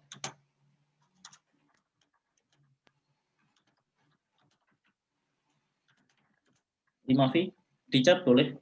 Apa itu 5V? Volume, siapa yang chat? Variety, velocity, veracity, dan value. Volumenya besar. Data yang kita peroleh nanti jumlahnya besar. Contoh sekarang gini, USGS itu sudah mengalihkan penyimpanan citra Landsat itu ke cloud. USGS sudah mengalihkan penyimpanan citra satelit ke cloud. Kalau nggak salah saya pernah bahas ini di PCD tahun lalu ya. Data citra itu kan kita punya dari tahun 72 sampai hari ini, sampai detik ini kita punya data citra. Ya, ada yang nambahkan 7V, ada yang hanya 3V sebenarnya. Ini istilahnya adalah the blind man and the elephant. Nanti kita bahas kapan-kapan. Jadi ada data citra itu kita peroleh dari tahun 72 sampai sekarang. Kita bisa akses data citra tahun 2000-an dengan band yang masing-masing, misalnya kalau Landsat berarti ada sekian band. 2013 misalnya sampai sekarang kita punya Landsat 8. Isinya ada 11 band, ada 11 informasi yang berbeda yang seluruhnya tersimpan pada struktur baris dan kolom. Tetapi itu hanya baris dan kolomnya saja. Kita nggak dapat informasi apapun di situ selain nilai pixel. Dan jumlahnya sangat besar. Variety. Ada macam-macam data yang ada di situ. Bayangkan dari 11 band, ada band yang sensitif terhadap data hanya tumbuhan saja, misalnya inframerah. Ada yang sensitif terhadap salju, ada yang sensitif terhadap bentukan di pantai, terhadap band biru, misalnya band 1. Itu variety. Ada velocity, datanya datang tiap hari. Tiap hari itu Landsat mengakuisisi jam 10. Kita dapat data baru tiap hari. Ada data yang muncul. Kalau di lokasi yang sama berarti tiap berapa? 14 hari. Veracity. Veracity itu apa? Saya lupa. Ya, nantilah kita. Kemudian value. Ada nilai yang ingin kita ekstrak dari informasi itu. Ada nilai pixelnya. Ada informasi sebenarnya yang tersimpan di situ, tapi kita nggak bisa tahu. Nah, jadi sebenarnya nanti kita bahas ya. Di bidang kita di geospasial, sebenarnya ekstraksi informasi dengan data science itu sudah kita lakukan dari zaman dulu. Dari dulu sekali sebelum istilah ini rame. Sebelum kemudian orang pada kenal dengan istilahnya data science, machine learning, deep learning, kita udah kenal istilahnya JST, jaringan saraf tiruan. Dari zaman dulu kita gunakan untuk mengekstrak informasi. Nah, sayangnya ketika sekarang ini sudah menjadi buzzword, kita malah ketinggalan untuk menggunakan ini. Apa yang berbeda? Ada yang berbeda, nanti akan saya sampaikan. Ya, ini contoh data unstructured. Misal buku, buku. Saya sering ngasih contoh tenggelamnya kapal Van der Wijk. Tenggelamnya kapal Van der Wijk. Di buku itu, kalian sebagai manusia, kalian bisa cerita, baca. Kalian baca ceritanya. Oh, ternyata si tokoh utamanya itu dari Makassar gitu kan, dia ke Padang naik kapal. Kemudian dari Padang dia ketemu ceweknya. Ditinggal sama ceweknya, dia pergi ke Jakarta. Dari Jakarta ke Surabaya, ketemu sama ceweknya, ternyata ceweknya balik ke Padang naik kapal dan tenggelam. Itu sekilas cerita gitu kan, yang bisa kalian ceritakan ulang ke orang lain. Kalian bisa ekstrak informasi penting dari buku itu gitu kan. Kalian bisa ceritakan ke orang lain gitu, tanpa kehilangan esensinya. Nah, komputer melihat informasi semuanya hanya dalam biner 0 dan 1. Gimana caranya dia bisa paham yang mana si tokoh utama, yang mana teks yang menunjukkan bahwa itu adalah lokasi misalnya. Ketika kita mengetikkan kata misalnya di situ Surabaya, komputer nggak paham bahwa itu adalah nama lokasi, ya kan? Komputer nggak paham. Dulu. Komputer nggak paham. Kemudian kita ketikkan angka, dia nggak paham kalau itu angka. Barangkali dia hanya tahu itu adalah angka, tapi nggak tahu kalau itu adalah nomor rumah misalnya. Saya nyebutkan nama orang, Trump seperti ini, dia nggak tahu bahwa itu adalah nama mantan presiden Amerika gitu, yang kemarin baru turunkan gitu kan, dari periode pertama. Nah, jadi itu adalah contoh data yang unstructured. Sebenarnya informasinya ada di dalam situ. Kita pengen dapat informasi itu dari citra satelit tadi, dari teks Twitter yang di situ menyebutkan lokasi, dari berbagai macam data yang ada di sekeliling kita. Di situ ada data spasial, 80% dari data itu adalah data spasial. Dan urusan kita apa? Selama itu ada data spasial, di situ ada urusan kita. Termasuk buku. Nanti saya lupa menyebutkan di modul, nanti coba saya tambahkan ya. Ada misalnya buku. Tadi saya cerita tentang tenggelamnya kapal Van der Wijk. Barangkali kalian kalau nonton filmnya ya, kalau saya membaca bukunya aja. Kita bisa ekstrak lokasi, gitu kan. Kita bisa cemplungkan si buku itu, satu buku teksnya penuh ke dalam komputer, gitu kan. Kemudian menggunakan Python kita ekstrak, oh bahwa di situ ini adalah nama orang seperti ini, Trump ini nama orang. Kemudian ada lokasi, gitu kan, ada hari, gitu. Hari itu adalah sebuah hari. Kemudian tanggal, kemudian lokasi, ada kata kerja misalnya, atau ada ini lokasi misalnya, ada perusahaan dan seterusnya. Kita bisa ekstrak informasi itu, kemudian apa? Kita bisa buat analisis dari visualisasi sederhana. Misalnya kita bikin peta perjalanannya dia dari Makassar ke Padang, ke Jakarta, ke Surabaya misalnya. Bisa kita ekstrak informasi lain yang lebih penting. Nah, contohnya gimana? Misalnya di kita ada data citra satelit dari sekian tahun sampai sekian tahun. Kita pengen membuat ekstraksi garis pantai. Bukannya selama ini kita udah bikin? Iya, kita udah bikin, tapi kita yang menetapkan algoritmanya. Minggu depan kita akan bahas apa sih perbedaan machine learning dengan programming biasa. Nah, dengan programming biasa, kita sebenarnya bisa membuat sebuah program untuk mengenali ini. Saya masukkan basis datanya Trump, itu adalah nama orang. Maka ketika nanti dia melihat ada Trump, ini akan ditandai sebagai orang. Nah, itu yang sudah kita lakukan selama ini, gitu kan. Nah, gimana kalau dengan jumlah data yang sebesar itu tadi, gitu kan, data yang sangat besar ini, ini salah. Ini judulnya salah, bukan mengapa Python. Judulnya adalah The Blind Man and the Elephant. Ada orang buta dan gajah. Nah, dengan data yang sangat besar tadi, kalau kita menggunakan satu metode yang khusus, satu algoritma yang istilahnya hard coded, kita pengen mengenali nama orang. Nama orangnya kita masukin dulu ke program kita. Ada Trump, ada Biden, Joe Biden, kemudian ada ya macam-macam kita masukkan ke situ. Ketika dia mengenali si program, si teks itu, maka dia hanya akan kenal dari informasi-informasi yang kita masukkan saja. Dia hanya tahu dari satu sisi saja. Tadi mengenai 7V dan juga 5V dan 3V, ini juga tentang perbedaan ini. Ada pandangan yang berbeda terhadap big data. Ada yang mengatakan big data itu ini, ada yang itu. Kenapa? Ini orang-orang buta, dengan matanya ditutup, dia hanya mengenali dari satu aspek saja. Nah, kita pengen kan agar si mesin yang kita gunakan, komputer yang kita pakai, gitu kan, untuk bisa mengekstrak informasi tanpa perlu kita berikan hard coded informasinya terus-menerus. Hard coded itu berarti kita ketikkan, kita masukkan informasinya di situ. Nah, maka lahirlah kebutuhan untuk artificial intelligence. Saya kemarin menyampaikan ke mana ya? Saya lupa. Kalau kita pakai komputer, kalau kita pakai komputer untuk melakukan pekerjaan yang berulang-ulang dan sama, kalian di kuliah kemarin, kalian pakai komputer untuk melakukan pekerjaan yang berulang-ulang dan sama, laborious. Kalian gunakan untuk mengenali, ini teks, ini teks, ini teks. Tapi kalian lakukan berulang-ulang. Maka kalian tidak menggunakan komputer dengan cara yang benar. Kenapa? Karena komputer didesain untuk mempersingkat kerjaan kita manusia. Kalau kalian kerjakan secara berulang-ulang, ngapain? Gitu kan? Ngapain kita pakai komputer? Nah, contoh, kita mengekstrak informasi citra. Kita punya citra satelit tahun 2013 sampai 2020. Tiap bulan ada 2 data citra satelit yang berbeda. Landsat ini, kita ngomongnya Landsat 18. Satu bulan mungkin ada 2, ada yang 3.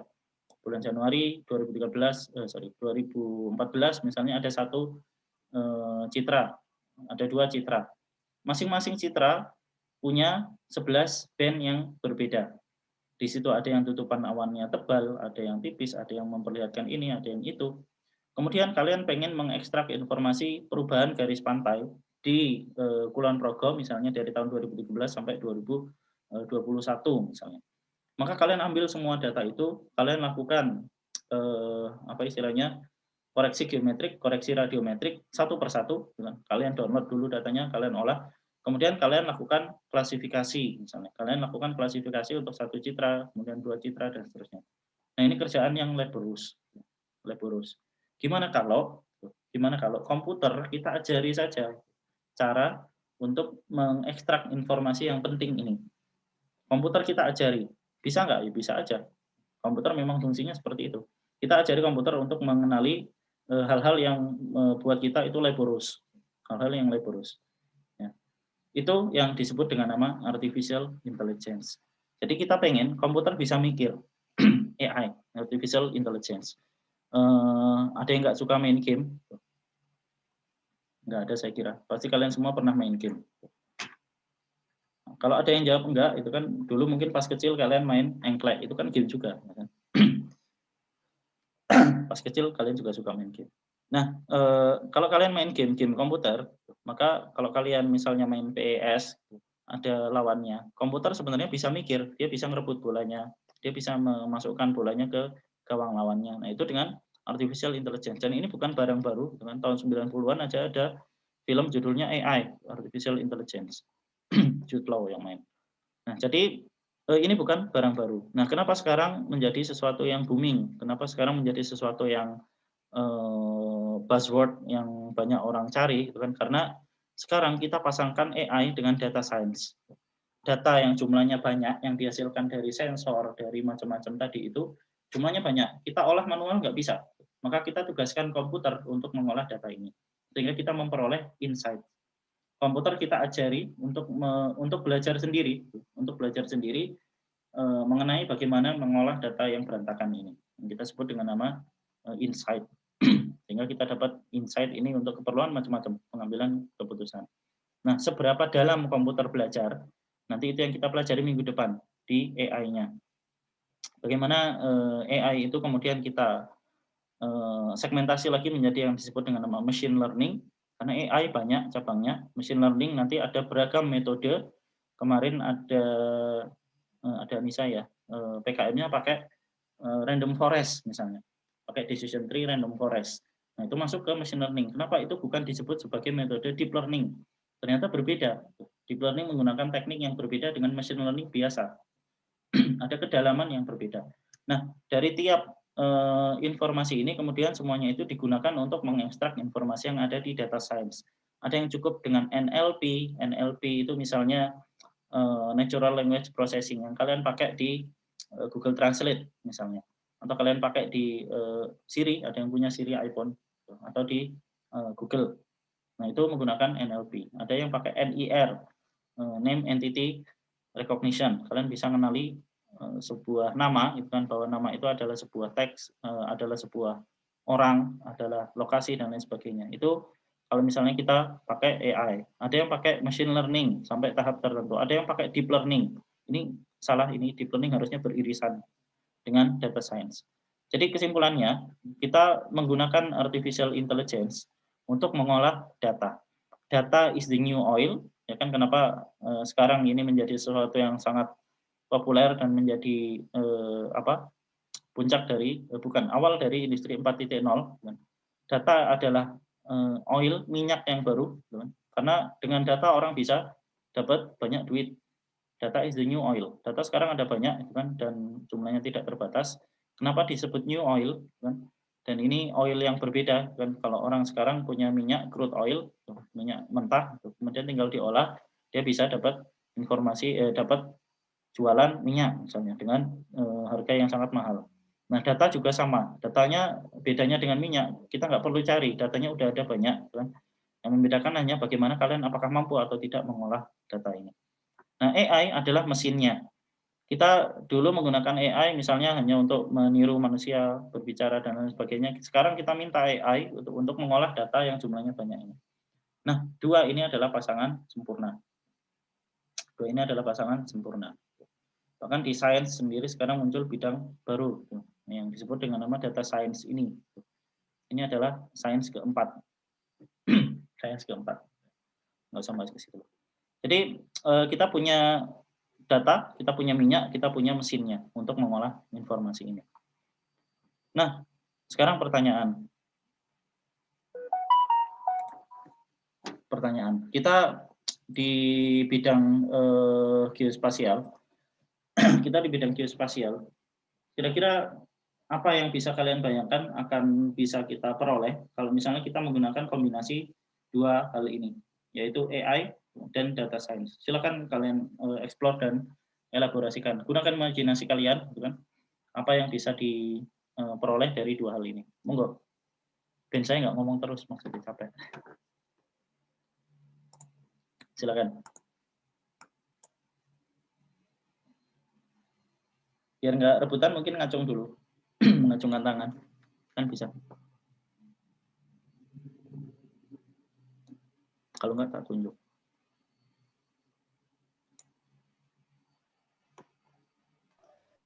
Digitasi otomatis, Mas. Digitasi otomatis, bagus. Nggak usah kakak kemarin. Kemarin kakaknya kerjaannya digit. Ya, cocok. Digitasi otomatis. Merubah data. Jadi sebenarnya kalau digitasi itu proses yang buat kita simpel sekali. Kita punya, tadi saya ceritakan kan, data vektor. Kita punya data vektor. Foto udara misalnya UAV. Kita rubah data vektor itu menjadi data raster. Kebalik. Data raster. Kita rubah menjadi data vektor dengan cara kita digit. Digit itu kerjaan luar biasa itu. Kerjaan luar biasa. Dari sisi ininya. Kalau mendigitnya sih melelahkan. Jadi kita merubah data vektor menjadi data raster. Kita kenali bahwa itu adalah sebuah rumah, bahwa itu bangunan. Kemudian kita bikin kotakannya, batasnya, itu kan. Itu pekerjaan yang laborious, yang harus kita lakukan satu persatu. Nah, data yang kita peroleh itu adalah data yang unstructured, berantakan, pixelnya berantakan. Ada banyak informasi di situ. Ada banyak sekali informasi dan kita pengen agar komputer bisa tahu bahwa itu adalah sebuah bangunan.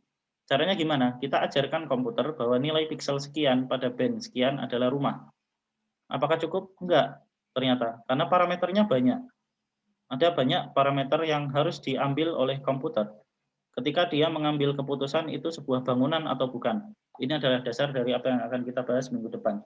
Ada banyak constraint, ada banyak parameter. Contoh gini, di band 1 ternyata bentuknya kotak. Bentuknya kotak. Dia deteksi ini bentuknya kotak. Nah, di band 2 mungkin bentuknya agak sedikit berbeda karena ternyata band 2 mendeteksi pancaran spektral yang berbeda. Saya ngambil contoh remote sensing karena ini yang paling gampang dibayangkan. Nah, kemudian di band yang lain informasinya beda lagi. Informasinya beda lagi. Maka itu baru dari sisi bandnya. Belum kalau kalian masih ingat kunci interpretasi. Ada berapa kunci interpretasi? Kunci interpretasi citra. Ada bayangan, kemudian ada bentuk, ada asosiasi, ada macam-macam banyak. Gimana caranya kita nyuruh komputer agar dia paham asosiasi? Oh, kalau misalnya ada sawah, kemudian ada bangunan di tengah sawah, maka itu adalah gubuk. Kalian manusia gampang sekali mengenali itu, gitu kan? Komputer gimana? Komputer hanya kenal itu nilai sebuah pixel. Nah, maka itulah yang kemudian kita ajarkan ke komputer. Minggu depan kita pelajari. Gimana caranya ngajari komputer untuk tahu bahwa itu adalah sebuah rumah atau bukan. Itu rumah, bukan. Oh, ternyata karena komputer paham ini di sebelahnya mungkin ada sawah. Nggak mungkin ada rumah tengah sawah, misalnya. Mungkin aja ya kan. Misalnya. Nah, kalian manusia gampang sekali. Begitu kalian melihat sebuah bangunan di tengah sawah, ukurannya kecil, otak kalian langsung menyimpulkan bahwa itu adalah sebuah gubuk. Nah, dengan komputer memahami bahwa itu adalah sebuah data nilai pixel, maka dia harus melakukan processing yang sangat banyak sebelum kemudian dia bisa memutuskan itu adalah gubuk. Ya, bagus Vincent. Ini contoh yang menarik. Yang lain, apa yang terkait dengan bidang kita yang kira-kira terkait dengan AI dan data science. Data yang tadi big data jumlahnya besar, kita pengen olah, kita dapat data informasi baru. Sebagian mungkin nggak kebayang buat kalian. Kemarin ada Uni Emirat Arab ya, yang baru meluncurkan wahana ke Mars. Nah, kemudian nanti akan disusul dengan wahana lain yang akan menjelajah Mars. Itu juga ada aplikasi bidang kita di situ, dan ada machine learning juga di situ. Kira-kira apa ya? Pokoknya kalian cari. Yang lain, kalau yang udah ngambil PCD semester lalu, saya kira udah banyak kita sampaikan contoh ya. Nah, kalau yang belum, gimana mau bayangin dapatnya aja cuma ukur tanah, apa survei terestris. Di survei terestris, kira-kira apa yang bisa kita lakukan dengan data science? Adakah big data di survei terestris? Ada nggak? Nggak ada. Kalian kurang imajinasi ya. Coba dibayangkan. Kira-kira ada nggak? Kalau belum sarapan dulu. Kira-kira ada nggak yang menjadi aplikasi dari big data dan AI di survei terestris? Ya, atau di yang lain lah, terserah. Hidro misalnya. Hidro apa hidro? Mau bantu ini, Mas? Ya. Mas. Kalau mungkin aplikasinya AI dan data science tuh lebih ke ini, Mas. Apa namanya? Sertifikat online BPN yang besok itu kan datanya banyak itu ya. Mungkin masuknya Ya. big data itu, Mas. Good, bisa. Bagus itu. Jadi itu salah satu aplikasinya. Nanti untuk sertifikat tanah sebenarnya bukan ke machine learning-nya. Komputer nggak kita minta belajar. Dia hanya kita minta nyimpan. Tapi di big datanya. Ya, saya pernah dapat pertanyaan ini kemarin itu waktu presentasi di BPN. Mas, kita targetnya bentar lagi 2045 itu seluruh bidang tanah di Indonesia terpetakan. Wih, ambisius sekali. Terus muncul pertanyaan selanjutnya, setelah semua bidang tanah terpetakan, apa yang akan dilakukan? Nah, ternyata proses bisnisnya BPN nanti akan beralih dari surveying menjadi geoinformatics untuk memanajemen basis data, gitu kan, kemudian untuk mengarsipkan. Makanya mereka mulai langsung di tahun ini bikin yang namanya sertifikat elektronik, sertifikat itu untuk memastikan bahwa basis datanya ada. Nanti gitu, kita lihat aja 2 tahun ke depan mereka akan mulai mengarah ke Bitcoin. Kok Bitcoin? Blockchain, sorry ya Allah. Saya baca. Blockchain. Bukan yang Dogecoin. Nggak lucu, nanti saya beli tanah pakai Dogecoin. Ya, jadi itu. Blockchain. Nah, sehingga itu salah satu aplikasinya. Nanti gini, kalau kalian pakai TLS itu masuk surveying kan ya. Nah, terrestrial laser scanner. Kalian dapat point cloud satu gedung geodesi.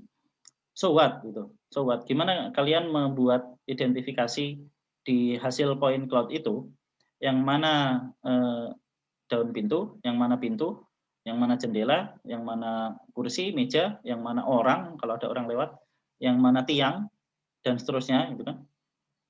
Gimana? Kalian selama ini ngolahnya manual. Point cloud itu kalian ngolahnya manual. Kalau ada yang skripsi atau ini ada tiang ya kalian digitasi manual. Ada ini ya kalian pilih dulu point cloud-nya kemudian diberi label. Gimana kalau itu diotomatisasi? Ya, ini disertasinya Pak Ruli. Gimana kalau itu kita otomatisasi? Kita punya point cloud. Kita bikin komputer agar bisa otomatis mengenali bahwa oh itu kursi, oh itu tiang, oh itu bangunan dan lain sebagainya. Nah, ini adalah aplikasi di bidang data science. Sekarang mungkin bagi kalian nggak kebayang karena kalian pakainya ya pokoknya dapat data aja udah untung gitu kan. Nanti ketika kalian lulus itu akan banyak permintaan seperti ini. Kemarin di Jakarta tuh saya dibantu Mbak Febri dan Mas Bagas dan yang lain dan Pak Dedi dan Pak Trias dan teman-teman yang ada di sini barangkali mengukur gitu kan untuk keperluan mengakuisisi menghasilkan sebuah model 3D dari MRT. Model 3D dari MRT. Waktunya lama karena kita mengukurnya harus mengukur batasnya, kemudian kita ambil titik satu per satu gitu kan. Nah, gimana kalau nanti kalian cukup akuisisi point cloud-nya, cemplungkan ke satu software dan itu sudah ada sekarang namanya CNN untuk point cloud 3D, itu convolutional neural network untuk point cloud itu sudah ada. Kita berikan point cloud kursi, dia akan kenali itu sebagai kursi. Ya. Jadi data point cloud itu salah satu big data untuk bidang kita, data science. Dan nanti itu akan menjadi new normal. Gitu. Kalian akan sangat sering berurusan dengan data point cloud, baik dari fotogrametri, dari penginderaan jauh, maupun dari alat-alat survei seperti LIDAR dan TLS. Kalian akan sangat sering berurusan dengan itu nanti. Nah, saat ini itu pengolahan itu masih sangat terbatas. Kalian mau mengekstrak bangunan 3D itu harus dilakukan manual. Waktunya panjang sekali. Coba tanya Bagas kemarin. Gimana caranya dia mengkonversi dari point cloud menjadi sebuah bangunan 3D yang sesuai dengan syarat BIM. Ada tiangnya, ada temboknya, kan temboknya berbatasan dengan yang mana. Gimana kalau itu diotomatisasi? Itu pekerjaan laborious, pekerjaan yang memakan waktu. Nah, sehingga kita bisa otomatisasi itu. Kita bisa suruh komputer untuk mengenali titik-titik yang ada di situ secara otomatis. Oke, itu satu. Kalau yang fokusnya di GNSS, apa kira-kira? Kalau hidro gampang sekali. GNSS, ini udah pernah saya sampaikan dulu di PCD. Dulu. Izin menjawab, Mas. Silakan. Menurut saya sih, misalkan seperti course-nya BIG itu kan tersebar di berbagai tempat di Indonesia, Mas. Apalagi juga ada IGS yang lain juga di seluruh dunia. Itu karena datanya mereka merekam data setiap detik, setiap waktu gitu, kan nanti akan menjadi hal yang data yang sangat banyak kan, Mas. Itu akan menjadi luar biasa kalau misalkan itu dengan mudah mendeteksi misalkan pergeseran lempengnya itu secara real time dan seterusnya lah. Jadi dari data yang sangat banyak itu dapat dimanfaatkan untuk pergeseran lempeng, itu bisa mendeteksi apakah itu pergeseran lempeng atau tidak. Kan bisa jadi juga data yang menyimpang, data yang salah gitu, ada juga dia mendeteksi bahwa itu pergeseran lempeng gitu. Jadi bisa mengenali itu mana data yang sebetulnya dia itu data yang salah atau yang betulan gitu, Mas. Itu kalau menurut saya. Good, bagus. Ya, Vincent, Akram, Dito. Ya, contoh yang bagus. Dan papernya sudah ada sebenarnya yang memprediksi gempa bumi dengan data-data dari GNSS. Meskipun nggak semua GNSS dia pakai dan bukan di Indonesia. Ya, jadi itu contoh yang bagus. Dalam aplikasi data science itu nanti kita coba pelajari workflow-nya ya. Data science itu sebenarnya tujuan utamanya itu adalah untuk mengkomunikasikan hasil dari yang tadi saya sebut messy data-data yang berantakan itu. Kita sebut berantakan karena sekali lihat kita nggak bisa dapat informasi secara langsung. Data dan informasi sesuatu yang bisa kita pakai. Nah, contohnya GPS tadi. Kita punya data GPS banyak sekali. Mungkin tiap menit, tiap detik dia ada data baru yang disimpan. Di salah satu workflow-nya machine learning gitu kan, dan data science, setelah nanti kita dapat data, setelah dikomunikasikan, ada satu proses lanjutan yang disebut dengan nama forecasting, prediksi, forecasting. Jadi kalau kalian pernah dengar istilahnya Kalman filter, namanya filter tapi dia sebenarnya adalah alat untuk forecasting. Kalman filter itu menggunakan data-data yang sudah ada dari sebelumnya. Saya kira ada yang skripsi tentang ini juga. Kemudian dipakai untuk memprediksi kira-kira ke depan gimana. Contoh yang kita pakai untuk prediksi apa? Pasut. Kalian punya data misalnya pasut dari sekian tahun, tiap hari ada datanya. Kalian olah datanya, ngolahnya manual itu udah kebanyakan waktu kalian. Kenapa nggak diotomatisasi? Jadi kita punya data yang sangat banyak, kita bisa membuat prediksi kira-kira pasutnya dalam tahun ke depan seperti apa, kenaikan muka air laut seperti apa. Data GPS, pergeseran lempeng. Kemudian misalnya untuk aplikasi saintifik lain, modeling troposfer misalnya. Dari data GPS yang kita dapatkan, kita bisa modeling troposfer. Nah, kita bisa modelkan troposfer secara lebih akurat kalau kita menggunakan machine learning dan AI, artificial intelligence. Kemudian ya banyak sekali sebenarnya contoh yang bisa kita bayangkan ya, apalagi kalau geoinformatics, kebayang banyak sekali. Untuk prediksi misalnya banjir. Barangkali mudah-mudahan minggu depan bisa kita coba contohnya, itu kan kita pengen kalau misalnya cuma saya harus bikin dulu ini. Kalau misalnya kita punya data banjir dari beberapa waktu, beberapa epoch, itu kan kita bikin prediksinya. Kira-kira ada banjir besar lagi itu kapan? Kalau di teman-teman sipil itu kenal istilahnya apa Q, istilahnya apa ya? Inskripsi saya, malah saya lupa ya. Waktu ulang, kala ulang istilahnya. Jadi ketika kita modelkan banjir nanti ada misalnya debit sekian itu Q100 itu nanti akan terjadi pada dalam rentang waktu 100 tahun. Nah, dengan machine learning kita bisa bikin modeling. Misalnya Semarang banjir sekarang. Kira-kira banjir seperti itu akan terjadi pada kapan? Berdasarkan model dari data yang sudah ada. Dari mana kita tahu? Komputer yang belajar. Kita manusia itu punya kelemahan untuk mempelajari hal-hal yang sifatnya detail dan jumlahnya banyak. Cepat capek gitu. Kemarin saya sampaikan di PJD. Kita cepat capek gitu. Saya tes lagi kemarin ternyata pada lupa berapa jumlah anak tangga yang ada di depan geodesi. Lupa semua. Nah, kita cepat capek. Komputer enggak. Kita berikan data dalam jumlah besar, bukan jumlah datanya berantakan, banyak informasi, misalnya ada outlier, bukan. Kemudian itu tidak terstruktur, dia bisa olah dan menghasilkan informasi yang lain.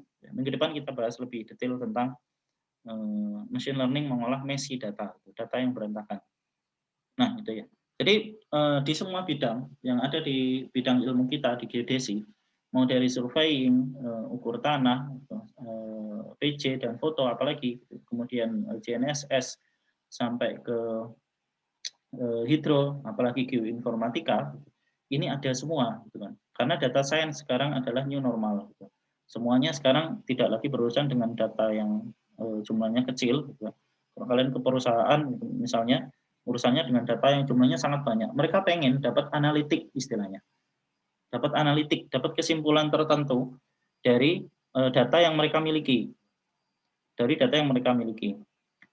Kesimpulan yang kecil saja dari data yang ada yang mereka miliki, yang sebelumnya mereka belum sadar, itu bisa menghasilkan optimasi yang luar biasa. Contoh, waktu masuk karyawan masuk ke kampus, misalnya, atau ke perusahaan itu, kemarin contohnya di Jakarta itu.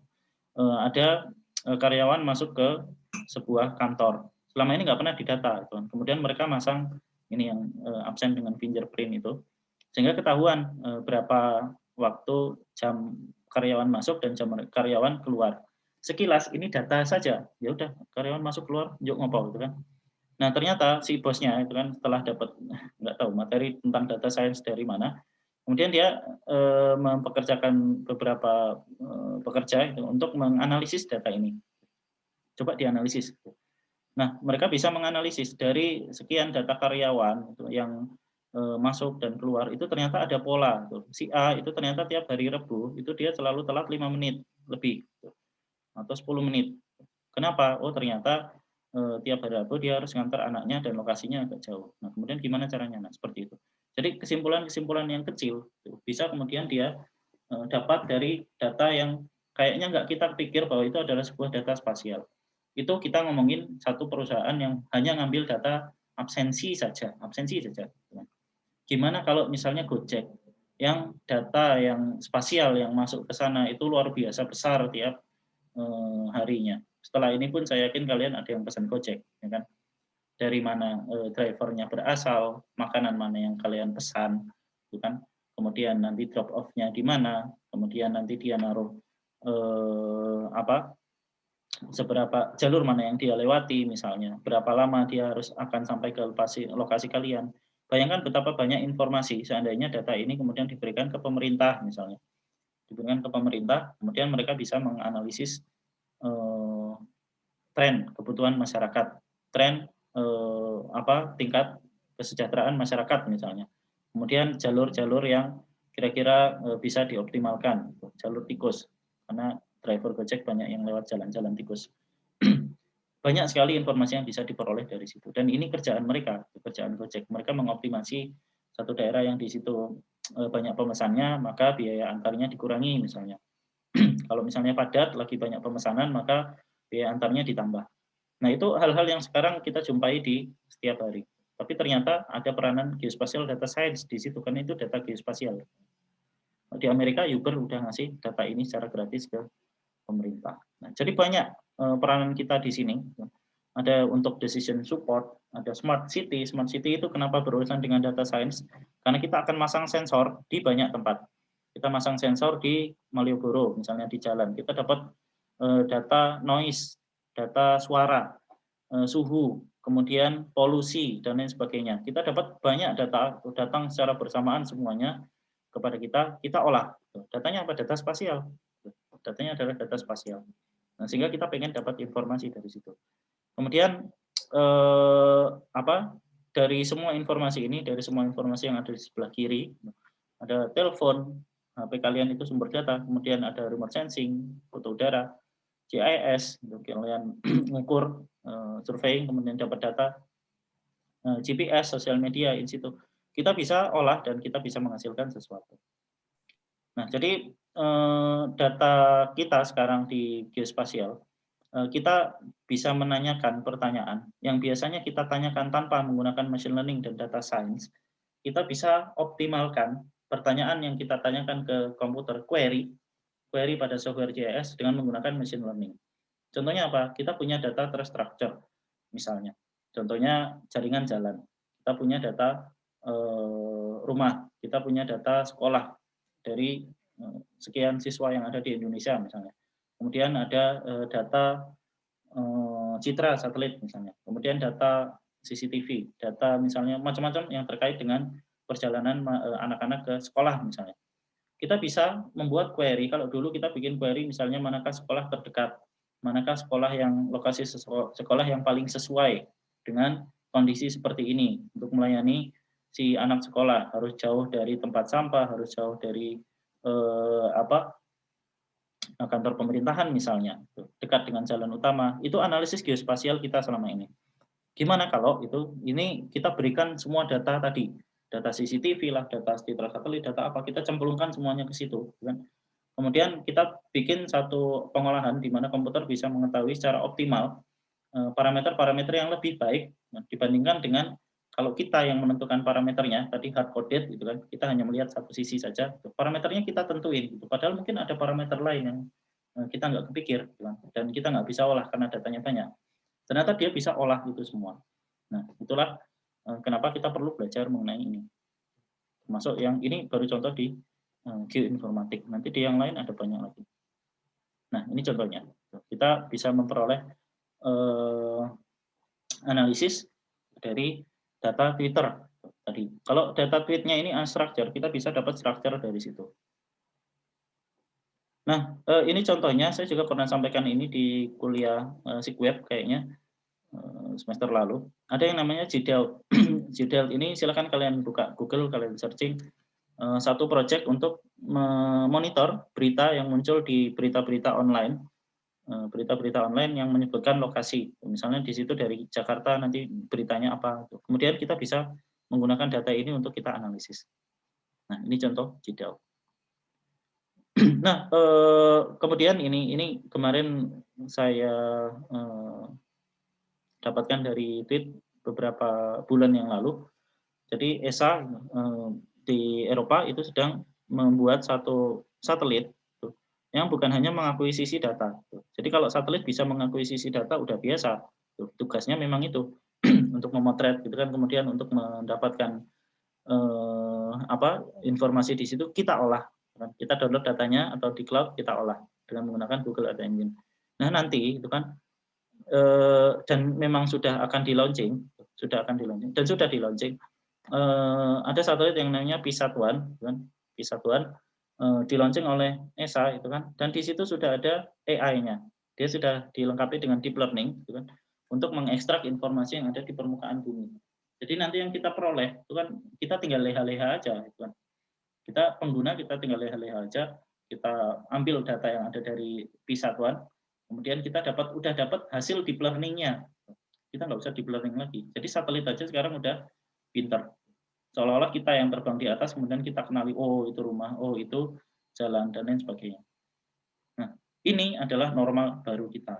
Kita udah lama sebenarnya kenal ini. Tadi udah saya sampaikan, kita udah pakai yang namanya neural network itu dari tahun 90-an. Itu di geospasial itu udah ada paper tentang itu. Sampai sekarang. Kenapa sekarang kita malah tertinggal? Karena metode ini ternyata berkembang luar biasa, kan, sedangkan kita masih pakai metode yang lama. Sehingga kita perlu mengupdate dan kita perlu paham bahasa pemrogramannya aja masih C++ gitu. Kita perlu paham bagaimana caranya agar kita bisa mengikuti ini, gitu kan? Karena nanti ketika kalian lulus, kalian juga akan ketemu dengan hal-hal semacam ini. Ya, ternyata waktunya tinggal setengah jam dan slide saya masih banyak. Ya, ada pertanyaan dulu sebelumnya? Ya, kalau 2 jam isinya saya presentasi semua, ya tepar juga. Mending kalian sambil siapkan pertanyaan ya. Nanti minggu depan kalau di pertemuan ini selanjutnya saya coba berikan kuesioner dulu di awal, mungkin nanti lewat panitia aja ya. Saya berikan semacam kuesioner untuk mengetes gitu kan, seperti tadi seberapa pemahaman kalian dan kira-kira apa yang nanti harus saya sampaikan dan saya bahas gitu lah. Oke, ada pertanyaan dulu sebelum saya bahas ini.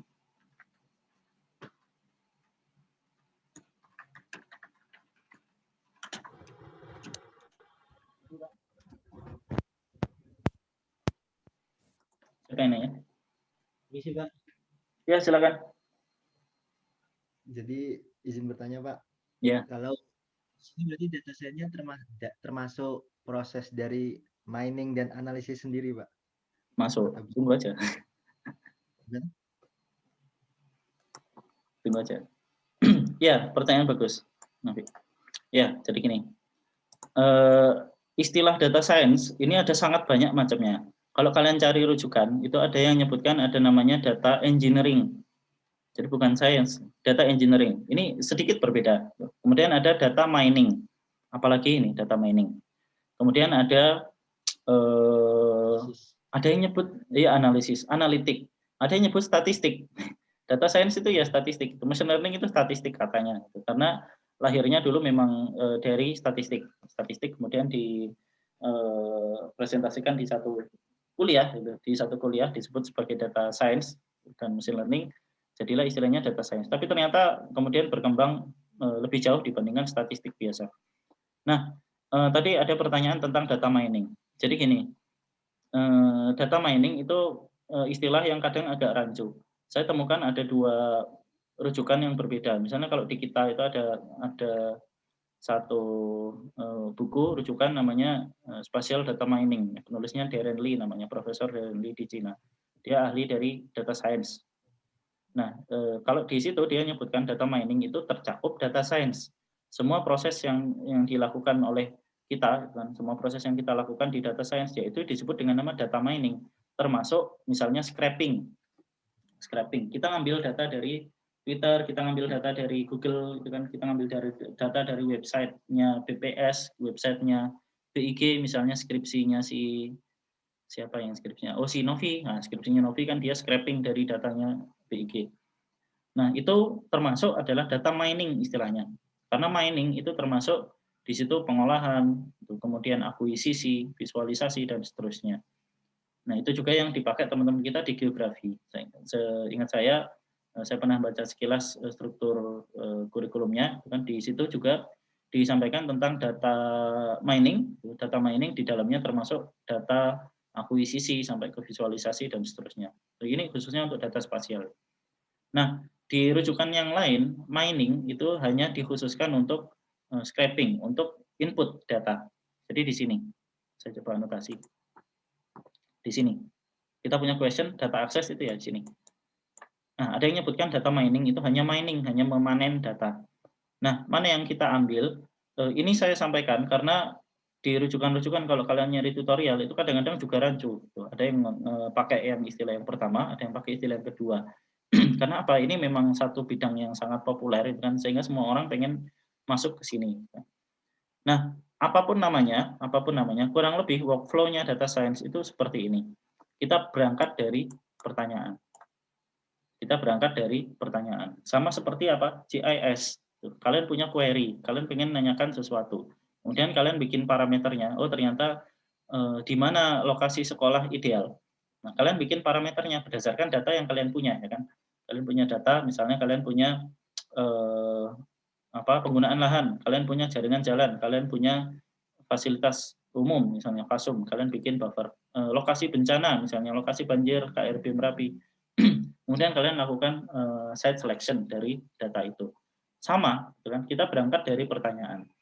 Nah, yang berbeda apa? Yang berbeda nanti adalah metode yang kita gunakan untuk memperoleh kesimpulan. Metode yang kita gunakan untuk memperoleh kesimpulan. Jadi, ketika kita sudah punya pertanyaan, gitu kan, kita punya data. Gitu kan. Bahkan seringkali dibalik, kadang-kadang kita punya data dulu, baru kemudian kita bertanya. Ini workflow ini pun nanti masih banyak istilah lain. Jadi, salah satu yang membingungkan ketika kalian mulai belajar data science itu adalah istilah yang banyak. Nah, saran saya silakan kalian ikuti kalau kalian pengen memperdalam ini di course yang sudah banyak ada di Coursera, di MIT itu punya yang namanya Open Courseware OCW. Silakan kalian cari MIT edX kalau nggak salah namanya. Di situ mereka banyak bahas tentang ini, data science, machine learning, dan itu gratis, gratis beneran. Kalian bisa ikut kuliah kalau kalian punya waktu. Ya, mahasiswa masa nggak punya waktu kan? Ya, jadi masuk ke data akses. Ya, sambil saya jelasin ini ya. Tadi pertanyaannya, kalau misalnya saya melakukan data mining, anggap aja ini adalah data mining yang scraping istilahnya. Kita bagaimana memperoleh data. Nah, setelah kita memperoleh data dengan cara apapun, itu masuk ke pembahasan data science. Misalnya gini, kita pengen analisis data spasial yang ada di Twitter. Kita pengen analisis data spasial yang ada di Twitter. Kita ambil data Twitter, semua data Twitter yang ada di situ kita ambil, kemudian kita ekstrak teksnya. Kita lakukan ekstraksi terhadap teksnya. Setelah kita dapat teksnya, maka kemudian kita gunakan teknik analisis tertentu kemudian untuk menghasilkan informasi. Nah, cara kita mengambil itu istilahnya adalah scraping. Scraping.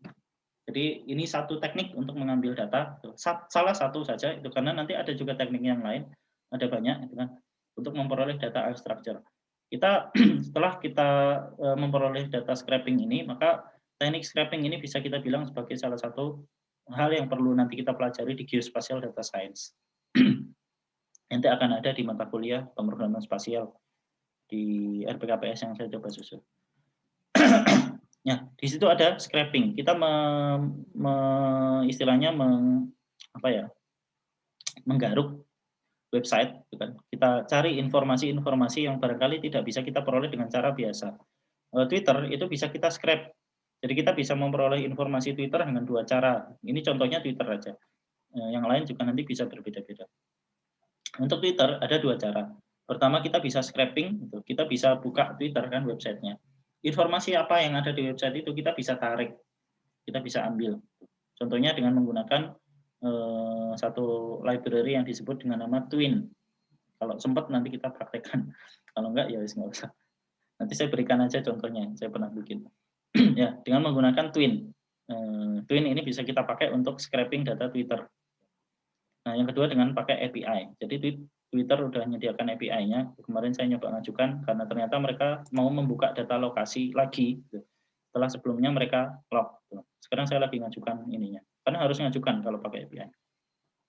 Nah, ini contoh untuk data akses. Selanjutnya ada istilahnya data wrangling. Apa ini data wrangling? Kayaknya kita nggak pernah dengar istilah ini. Setelah kita dapat data, datanya ini unstructured, tidak terstruktur, berantakan, banyak outlier, ada macam-macam. Contoh kalau data citra satelit tadi ada awan, awannya itu macam-macam, ada yang awan yang nutup penuh, ada yang misalnya awan cirrus, dia hanya mengurangi menambah brightness-nya. Kemudian ada data lain, ada burung misalnya terbang ketangkap jadi 1 piksel, ada pesawat, ada macam-macam.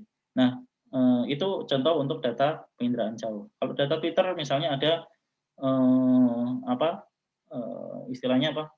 Retweet. Nah, retweet misalnya. Kemudian ada ya itulah buzzer. Buzzer itu merusak analisis Twitter itu karena datanya sama semua. Ya, misalnya itu. Kemudian kita perlu merapikan data ini. Saya lupa ada istilah lain dari data wrangling.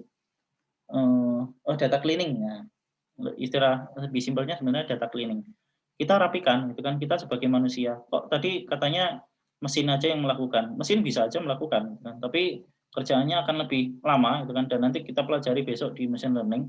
Semakin banyak parameter yang kita tambah,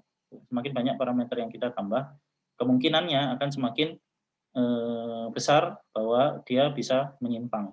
Semakin banyak parameter loh ya, bukan layer. Jadi semakin banyak parameter kita berikan, boleh jadi dia akan memberikan kesimpulan yang salah. Anggap aja persamaan polinomial itu kan, kalau ada banyak parameter yang kita cari itu kan, tentu boleh jadi semakin sulit untuk menentukan nilai yang sebenarnya. Nah, ini data cleaning, kita bersihkan datanya. Nah, ini termasuk data science. Kemudian visualisasi. Kok visualisasi di bagian sini? Iya, karena ada dua macam visualisasi nanti. Kita bisa gunakan model visualisasi yang disebut dengan nama ESDA, ini data spasial ya, exploratory spasial, ahlinya Mbak Febri ini, data analytics atau analisis. Karena beda analitik dengan analisis. Kita bisa buat yang namanya EDA atau ESDA kalau data spasial, exploratory spatial data analysis. Gunanya buat apa? Gunanya bukan untuk menyajikan ke orang lain, tapi untuk ke kita sendiri. Jadi tadi kan tujuan dari data science itu kan kita dapat informasi, dapat insight. Nah, sebelum kita dapat insight akhir, kita perlu melihat dulu, itu kira-kira datanya seperti apa. Saya punya data seperti ini, saya coba lihat PCA-nya. PCA itu apa? PCA itu apa? Aku lupa. Searching sih. Ya Allah. Otaknya manusia. Principal Component Analysis. Principal Component Analysis. Kita bisa visualkan, kita plot dengan scatter plotnya. Kita lihat di histogramnya. Oh, ternyata kecenderungan datanya seperti ini. Dari histogram kita bisa ekstrak eliminasi outlier. Kita bisa cocokkan dia dengan distribusi data tertentu. Kalau data hidro, misalnya kalau ada yang pacarnya anak sipil, silakan ditanya. Di hidro itu nanti mereka belajar tentang distribusi untuk melihat misalnya pemodelan banjir. Banjir itu ada distribusinya. Itu ada namanya KS, Kolmogorov-Smirnov. Kurvanya seperti ini. Sesuai nggak dengan kurva itu? Oh, ternyata ada satu data yang menyimpang. Berarti ini outlier. Kita hilangkan. Outlier awal yang benar-benar kelihatan dari data kita. Nah, baru setelah itu kita gunakan machine learning. Kita cemplungkan data ini ke dalam statistik. Nah, seringkali setelah ini ada satu tahap yang sebenarnya ketinggalan, yang disebut dengan nama labeling. Kita berikan label ke data, jadi kita bagi data kita menjadi dua. Sebagian kita gunakan sebagai label, sebagian kita gunakan sebagai uji. Ya kan sama aja kayak kita pakai di remote sensing selama ini, ya kan? Ada klasifikasi, kita pakai uji, kita pakai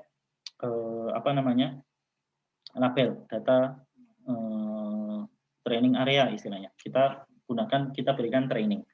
Nah, inputnya sama, tapi prosesnya nanti berbeda. Minggu depan insya Allah kita bahas. Dan ini kita lakukan terus-menerus sampai kita merasa bahwa kesimpulannya benar. Baru kemudian kita visualisasikan lagi untuk ke hasil yang lebih final. Dari kesimpulan kita baru kemudian kita komunikasikan. Nah, ini adalah proses data science yang kurang lebih garis besarnya seperti ini. Meskipun nanti detailnya ada macam-macam lagi. Labeling nanti ada istilahnya transfer learning. Kita bisa pakai hasil label yang sudah dibuat oleh orang lain untuk klasifikasi kita. Ada yang kita bisa bikin sendiri, kan? Jadi labeling sendiri. Contohnya untuk data-data kita di spasial itu belum banyak yang bikin labeling. Kemudian untuk data wrangling ini juga nanti ada banyak macamnya. Gitu. Data visualisasi untuk ini juga ada banyak macamnya. Nanti hasil akhir itu biasanya adalah visual analytics misalnya. Nah, visual analytics bisa hasil akhir, bisa hasil awal. Jadi sangat panjang. Ini sebagian besar yang saya sampaikan tentang data science workflow. Kalian bisa jumpai di banyak tutorial dan nanti urutannya mungkin berbeda. Urutannya mungkin berbeda dan istilahnya mungkin berbeda. Tapi secara garis besar seperti ini. Secara garis besar seperti ini. Data akses, dapat data dulu, kita rapikan, kemudian kita coba lihat plotting, misalnya kita lihat distribusinya, nanti kita coba praktekkan distribusi datanya, kemudian kita lihat persebarannya, apa yang bisa kita simpulkan dari situ, kemudian kita tampilkan di peta. Nah, selanjutnya adalah kita komunikasikan. Ini yang nanti menjadi misalnya visual analytics. Nah, sehingga ini kemarin yang pengen saya bahas dengan Bapak Ibu dosen sebenarnya khususnya di lab GIG, karena output dari mata kuliah yang ada di kita itu banyak. Bisa orangnya hanya menjadi data science saja, gitu kan, tanpa harus belajar mengenai WebGIS. Bisa juga tentang WebGIS sampai ke visualisasi, bisa juga sampai ke visual analitik, misalnya pakai Tableau, gitu kan. Jadi banyak kerjaan yang mungkin sekarang itu belum terbayang buat kita. Tapi nanti kalian akan jumpai di dunia nyata dan itu ada banyak request, gitu kan, untuk alumni-alumni kita. Iya, ada pertanyaan. Waktunya habis, tapi saya baru masuk ke slide kesekian. Nanti saya sampaikan sambil jalan aja, karena sisa ini adalah tentang Python. Sebelum saya lanjutkan, ada pertanyaan barangkali?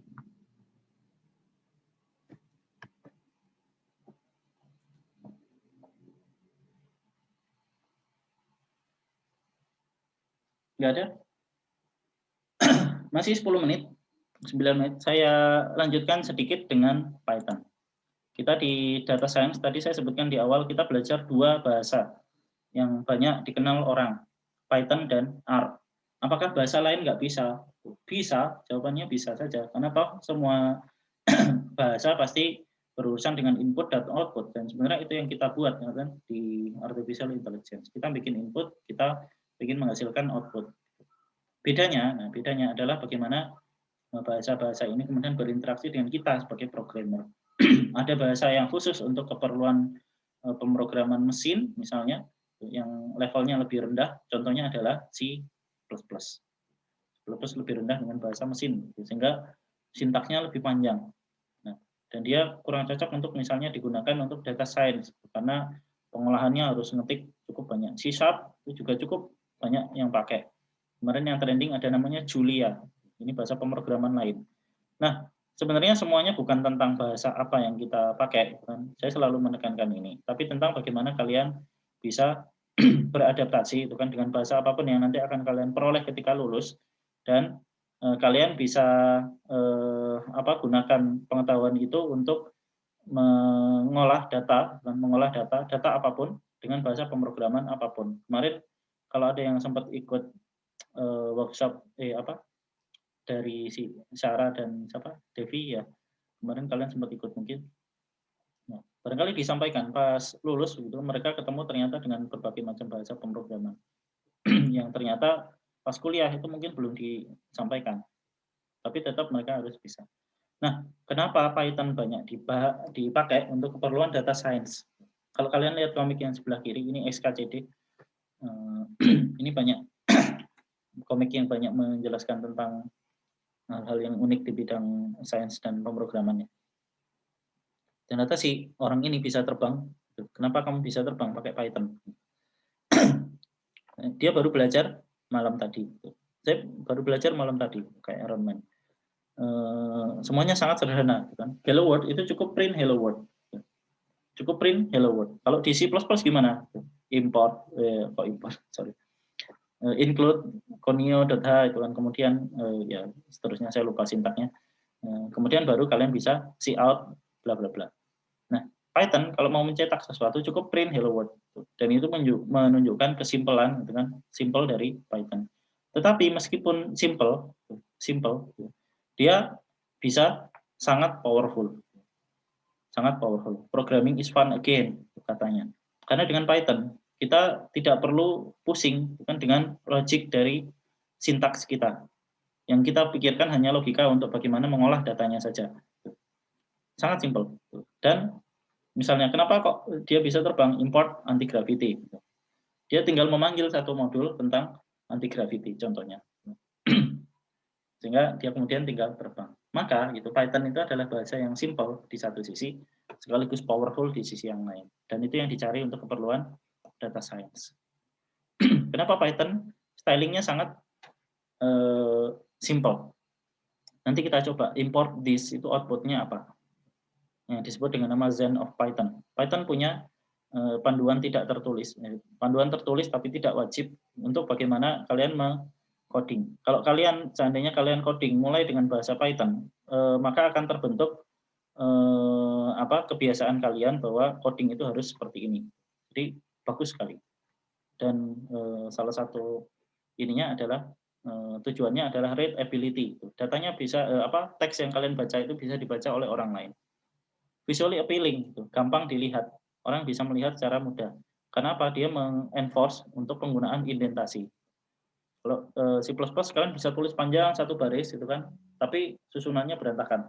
Nah, kalau Python kalian harus seperti ini, ada indentasi.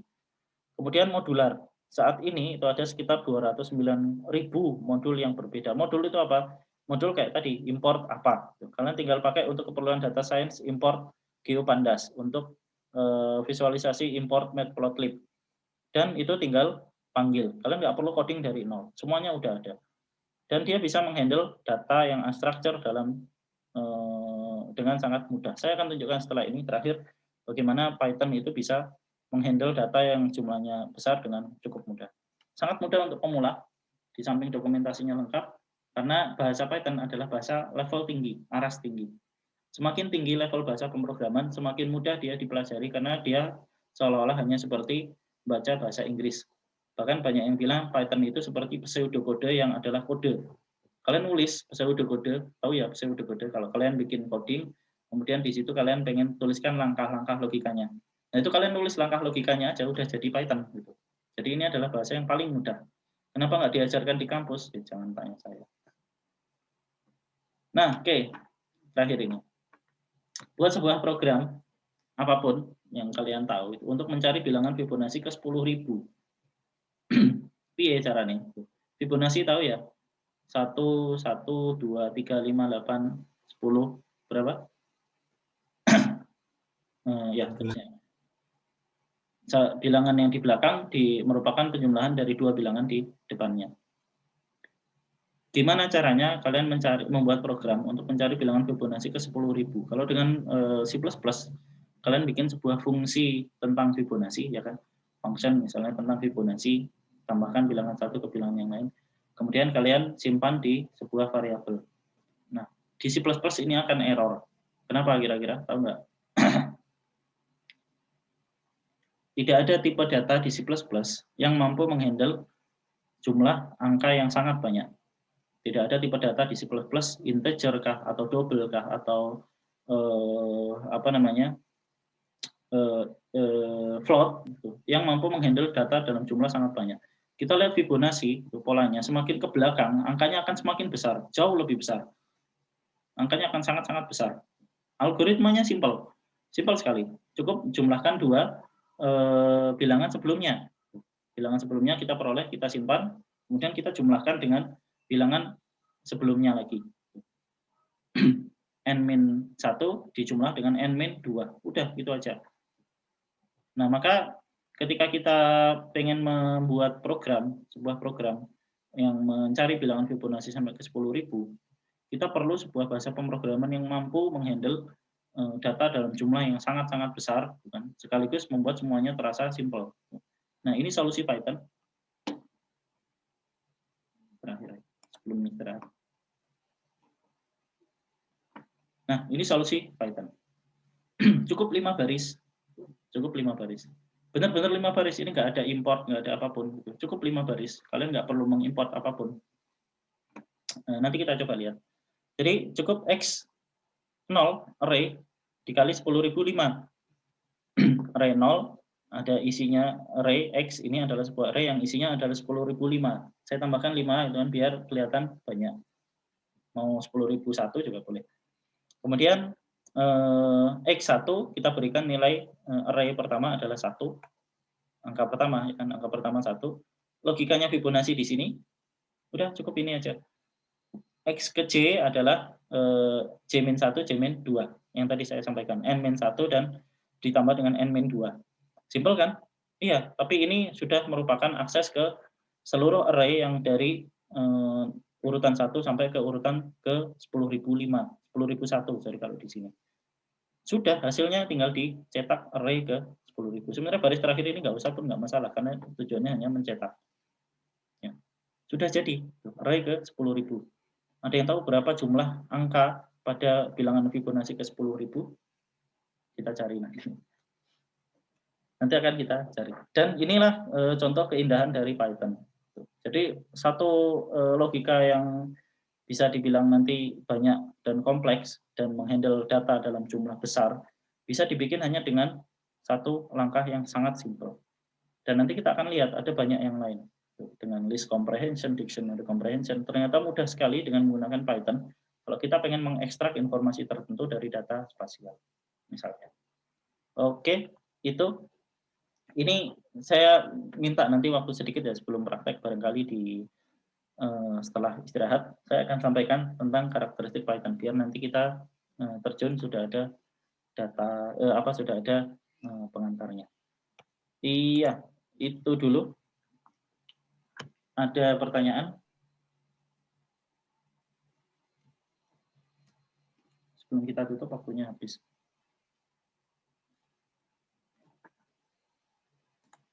Ada pertanyaan? Kalau nggak ada, saya kembalikan dulu ke panitia, Nando. Nanti kita lanjutkan lagi jam 1. Baik, Pak Dani, terima kasih atas materi yang telah disampaikan.